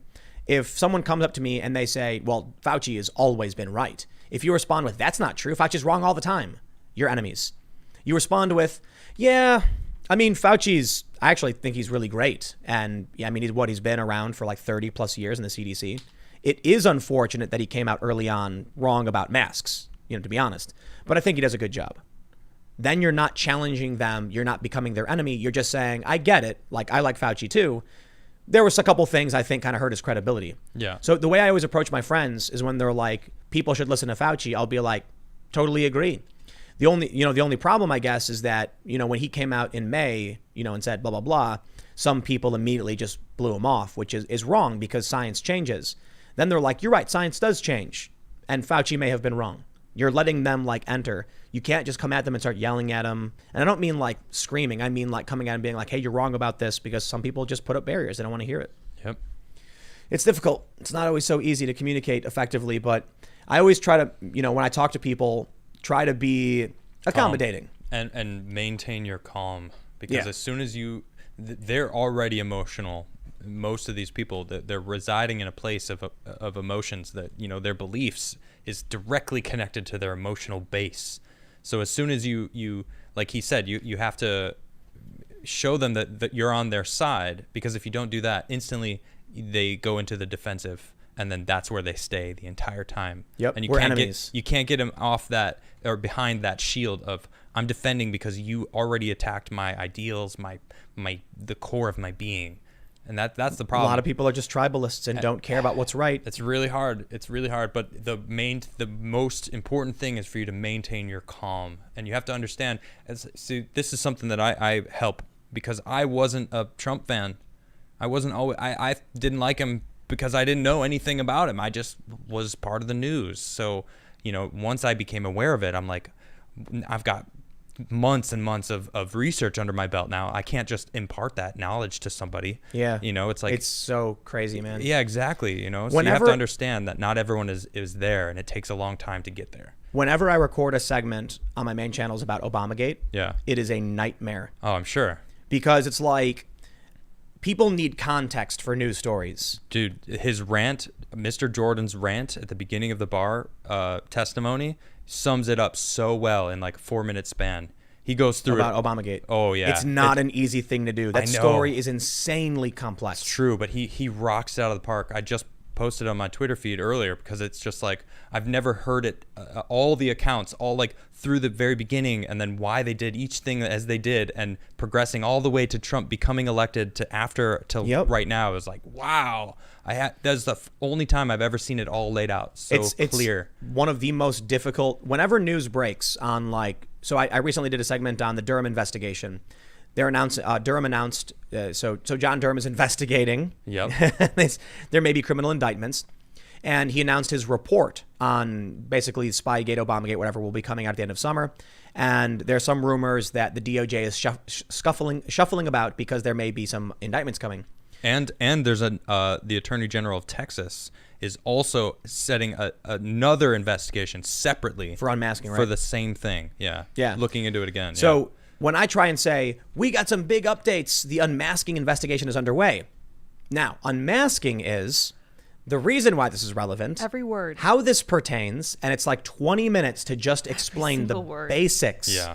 So when I try explaining to people like what's going on with Obamagate, they're like, what's unmasking? Okay, well, unmasking is the process of taking protected names from redacted information. What's redacted? What do you mean? And I'm like, oh man. So when the FISA courts, what's a FISA court? Okay, the Foreign Internet. It's not, can't, dude. Yep. It is rough. It is so rough, man. Let's see. The Grizzly says, been trying to contact you guys for a while now, but I can't find your email. I'm a person who paints miniatures for fun, but some of my work's even been put in official store displays. My portfolio's on Imager for reference. Cool. spintheufo@gmail.com. Is that it? Correct. That's correct. Yes. Boom. There you go. I thought it was a spin the instruction. Yeah, but it wasn't. So I'm not gonna spin it. I'm not gonna. I don't just spin it for anything. We are going to be setting up a new website soon too, so we'll have like an updated email. Yeah. Jonas says, I'm happy I found Timcast. You talk about real issues, cite your sources, speak fairly, and hold the media and political figures responsible for what they say and do. You guys and Lady Rock, thanks. Thanks, man. Thank you for listening. I tip my beanie to you, sir. Yes.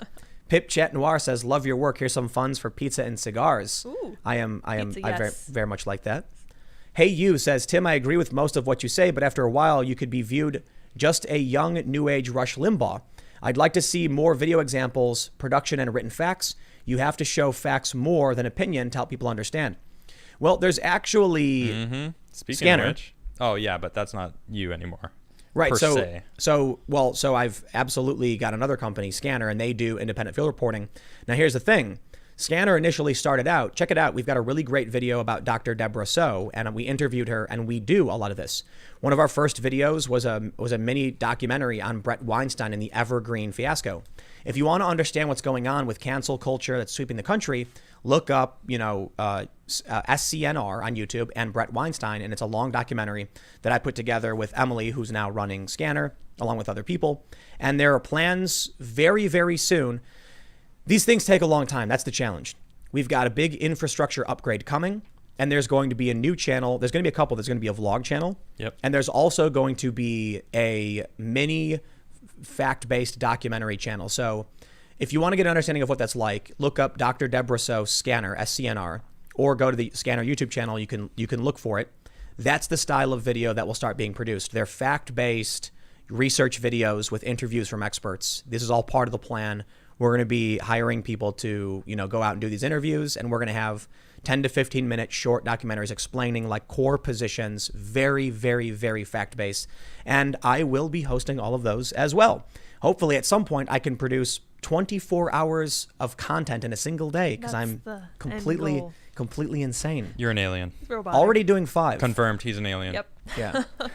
Dylan Basterish says, thanks to Tim and Adam, I started skateboarding again. Ooh. Nice. Started playing music and singing again. Yeah. And feel more confident in my political views than I have ever before. Thank That's you. what I'm Keep it talking up. about. Standing up. Now, doing things. Are you making bread? Because once we finish the show, someone's usually made some kind of weird new bread, and we're Yeah. like, what's the bread tonight? Well, no, Tonight's bread. I don't partake in the bread that often. No, Adam doesn't.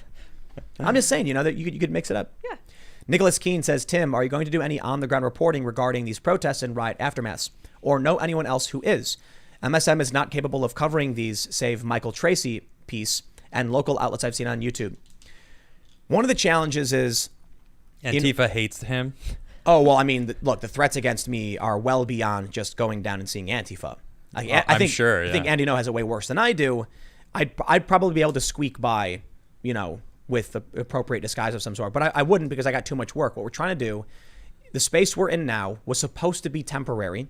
Last year, I was trying to find a building to actually launch a full, multimedia network company. And then COVID happened and we all just got trapped basically in this house. Yeah. But now we're getting a bigger facility and it's going to have a ton of room and we're going to have a newsroom and we're going to have people dedicated to traveling, going on the ground reporting, doing interviews.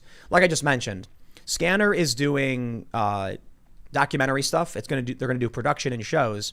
And then I'm going to be having more of a factoid based fact checking, dare I say, explaining the news. Oh. Though we're not going to be partisan, it's going to be epic. We're going to basically take stories and dissect them based on the different coverage from different outlets and then try and figure out where the truth actually lies based on these different narratives. Yep. While simultaneously calling out those who are egregiously violating journalistic Very ethics. cool. Accountability. So when someone says that a certain activist or whatever in Austin was unarmed, we'll highlight these lies and be like, here's the photo, here's the video evidence. These people lied. These outlets lied.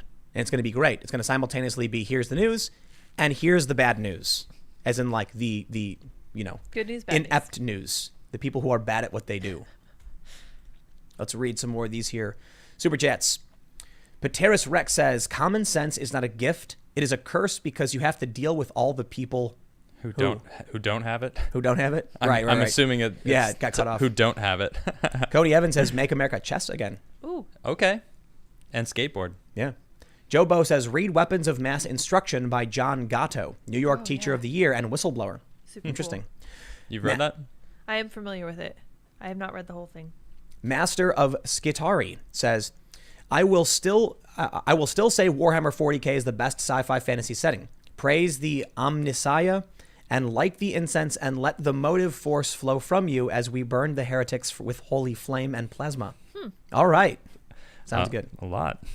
Julia says, be wary of harping on logic. Evil can use emotion and reason alike, a la the cult of reason in revolutionary France. And reason can justify evil. Actual good is primary over logic and emotion and demands a balance of both. I completely agree. Otherwise, the Borg makes sense. It's a more cohesive structure that functions better. But man, who would want to live that way? There's a certain evil and all that stuff, Definitely not. Rato says, thank you for all the work you do calling out the media and modern left. Tried talking to my GF's lefty dad about it, but he continues to believe the insanity from the media while claiming to be aware of their lies. It's ridiculous, man. John Stevens says, where do I find the 1619 Project founder saying it wasn't meant to be historical? That's a giant red pill for normies. Well, the only thing I can say is first, the obvious is try Googling it. She tweeted it. She tweeted it. She did. Yeah. Yeah. So what's her, do you know her name? Yeah, Ida. She goes by Ida Bay Wells. There you go. On Twitter. And she tweeted it. Yeah. And then a bunch of people started quoting her saying but they're teaching this in schools as history. I'll find it and put it on my Twitter. How horrifying, man. Indeed it is. McKitsley says, have y'all checked out the Tim Dillon Show podcast with Whitney Webb? They talk about the U.S. government getting rid of money to where everything is purchased through our phones. This was back in April. They must be psychics. They've predicted it. Yeah, interesting. Let's see. Blixum says, today's media and fake news reminds me of Metal Gear Solid 2 GW. and AI to filter info on the net to provide context in a sea of useless data. Hideo Kojima saw this coming in early 2000s. The dude is very smart. Yeah, and he makes good games. Let's see. Mr. Cooper says, I can confirm what Tim said about private security. I was on a private security detail for a wealthy tech dev.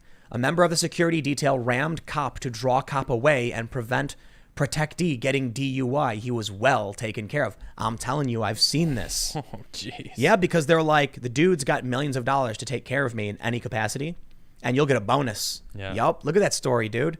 Rammed a cop to prevent the guy from getting a DUI. Man, when you got the money, your security, you could do whatever. Scary. Yeah, dude. Scary. Nunzio says the far left Democrat leaders want Trump to win. They need to add more fuel to the fire for the Marxist army they're building to burn it all down. Also, go to banned video to support. I can't read that. Tall Wall says, well done, Tim Carrion. Appreciate it. Raven Knight. I believe we already read this one, but I'll say it anyway. He says, spin it, UFO. We did read that one before. I'm going to spin it anyway. Yeah. More rostral garbage says, check out season 5 after about the halfway point of episode 6 and most of episode 7 of the show Grimm on Prime. It's nearly prophetic on Portland. I really love that show. Is it? Have you seen the episode in question? I've seen every single episode of Grimm. Is that prophetic? I really liked it. I don't exactly remember that episode, but I'll go watch it again because that show was great. It had really good characters in it. It's funny. Gareth Green says, you realize that Bernie Sanders expressed support for the Soviet Union back in the day. He was always further left than European social democrats. Oh, I know. I'm just pointing out that the World Socialist website called him a national capitalist because he supported he was publicly supporting capitalist system and secured borders and no free trade. So they were ragging on Bernie. Let's see. I think we did read that one. Smash that like button, everyone. Yes. We're almost at 20K. I want to see 20K. Come on. Smash it. Gareth Green says, the first video of yours I saw was your interview with Lacey Green in 2017. I started following you through the Kilroy debacle and first chatted you during your live stream on that topic. You were awesome. Hey, really appreciate it, man. It's been a long time. James NT says, with college kids and professionals all living in bubbles, how will we ever be able to trust statistics again? I don't think we can, to be completely honest. That's the craziest thing. Gareth Green then goes on to say, do you guys have a mailing address? I'd like to send some books and things. Why, yes, of course we do. If you head over to timcast.com/donate, at the bottom is a P.O. box, but make sure, if you're going to send anything, you send it care of Timcast IRL and not Tim Pool. I say Timcast IRL. That way we know it's for the show. Otherwise, I just shred it open and then go, oh, wait, it was for Adam. Make mail day easier, please. or all of us. Yeah. Right. The crew. Because it's my general P.O. box. Right. So just make sure you label it for whoever you want to go to. If you want it for Lydia, if you want it for Adam, if you want it for me, you put the name on it. Or all three, Timcast IRL. Yeah, man. JB Rocky says, since Adam is a libertarian, $20. Woo. There you go. Give me my money. Gareth Green then says, as a child of the religious right, I find it funny how you ask what happened to the left. The way you see them now is pretty much the way I've seen them since I was a kid. Granted, I've become more libertarian since. I've found that among many of the religious people I know, they've become more libertarian. Yep. And I think it's especially true. You see people like Ben Shapiro, who's Orthodox Jewish and very libertarian. I'll take it. I would rather live side by side with someone's like, I'm gonna do my thing and leave you alone, versus the people who are like, you're gonna do my thing or else. Yeah, you can only be strict religious for so long before you're like, I just really want to let other people do what they want to do. Well, I just want to. Really I want people to leave me alone and do what I want to do. Yeah, I know exactly. Yeah. Boom! 21,000 likes. Ooh, thanks, there we go. Guys. Thank you, everybody. Woo-hoo. Smashing that like button. Vincent Clement says, do you think Insurrection Act is still a possibility? When does Trump shut this nonsense down? I think it may have won. I mean, we'll see how things go tonight, because they're still going to come out, I'd be willing to bet. Yeah. And the feds are going to be like, look, man. But now they got the support. They're there now, the state police? I don't know about yet, but I will tell you this. Ceasefires, they often fail. Yeah. Like one side's going to be like, okay, we've come to an agreement. Now all you got to do is meet these conditions. The far left will come out. They'll attack the courthouse. The feds are going to be like, we're not satisfied. Then the Democrats are going to be like, don't worry, they're going to leave. And the far left is going to say, well, they're not leaving, so we're not leaving. Yep, exactly. Unless the Democrats just take a heavy hand and come out regardless and end the riots, no one will back down. They just got to do it. Wheeler. Yeah, exactly. Scary man. MH says the Wall of Moms and BLM are now bickering. Check out the WOM official Twitter feed, Wall of Moms. Huh. Sure they Sounds are. amusing. Let's see. John Snow says, I work construction in California. In 2019, I was hired by a company that rents out houses in NorCal. Since then, I've remodeled over 120 with hundreds to go. The guy has Nancy Pelosi money. He's in a rush to sell them all. Ooh, yikes. He knows nothing. Yeah. No, I'm just kidding. Just a play on the name. Money Tire says, I wanted to send a 556, but it won't let me. Welcome to the not right knowing American side with life and liberty. Thank you for the super chat. Ken W says, you should hire or befriend a manga artist cartoonist to explain some of the more difficult stuff like Obamagate. Spin that UFO. I will spin it for you. Well, with that final spin, make sure y'all smash the like button, subscribe, hit the notification bell. We do the show Monday through Friday at 8 p.m. live, and we put up clips throughout the day. Yep. And if you really want to help the show, share it. We're also on all those different beautiful podcast platforms where if you're going to work, maybe you want to watch, listen on your phone. These are things you can do. But sharing really does help. Like I mentioned, these big tech companies are pressured by the mainstream media to support them.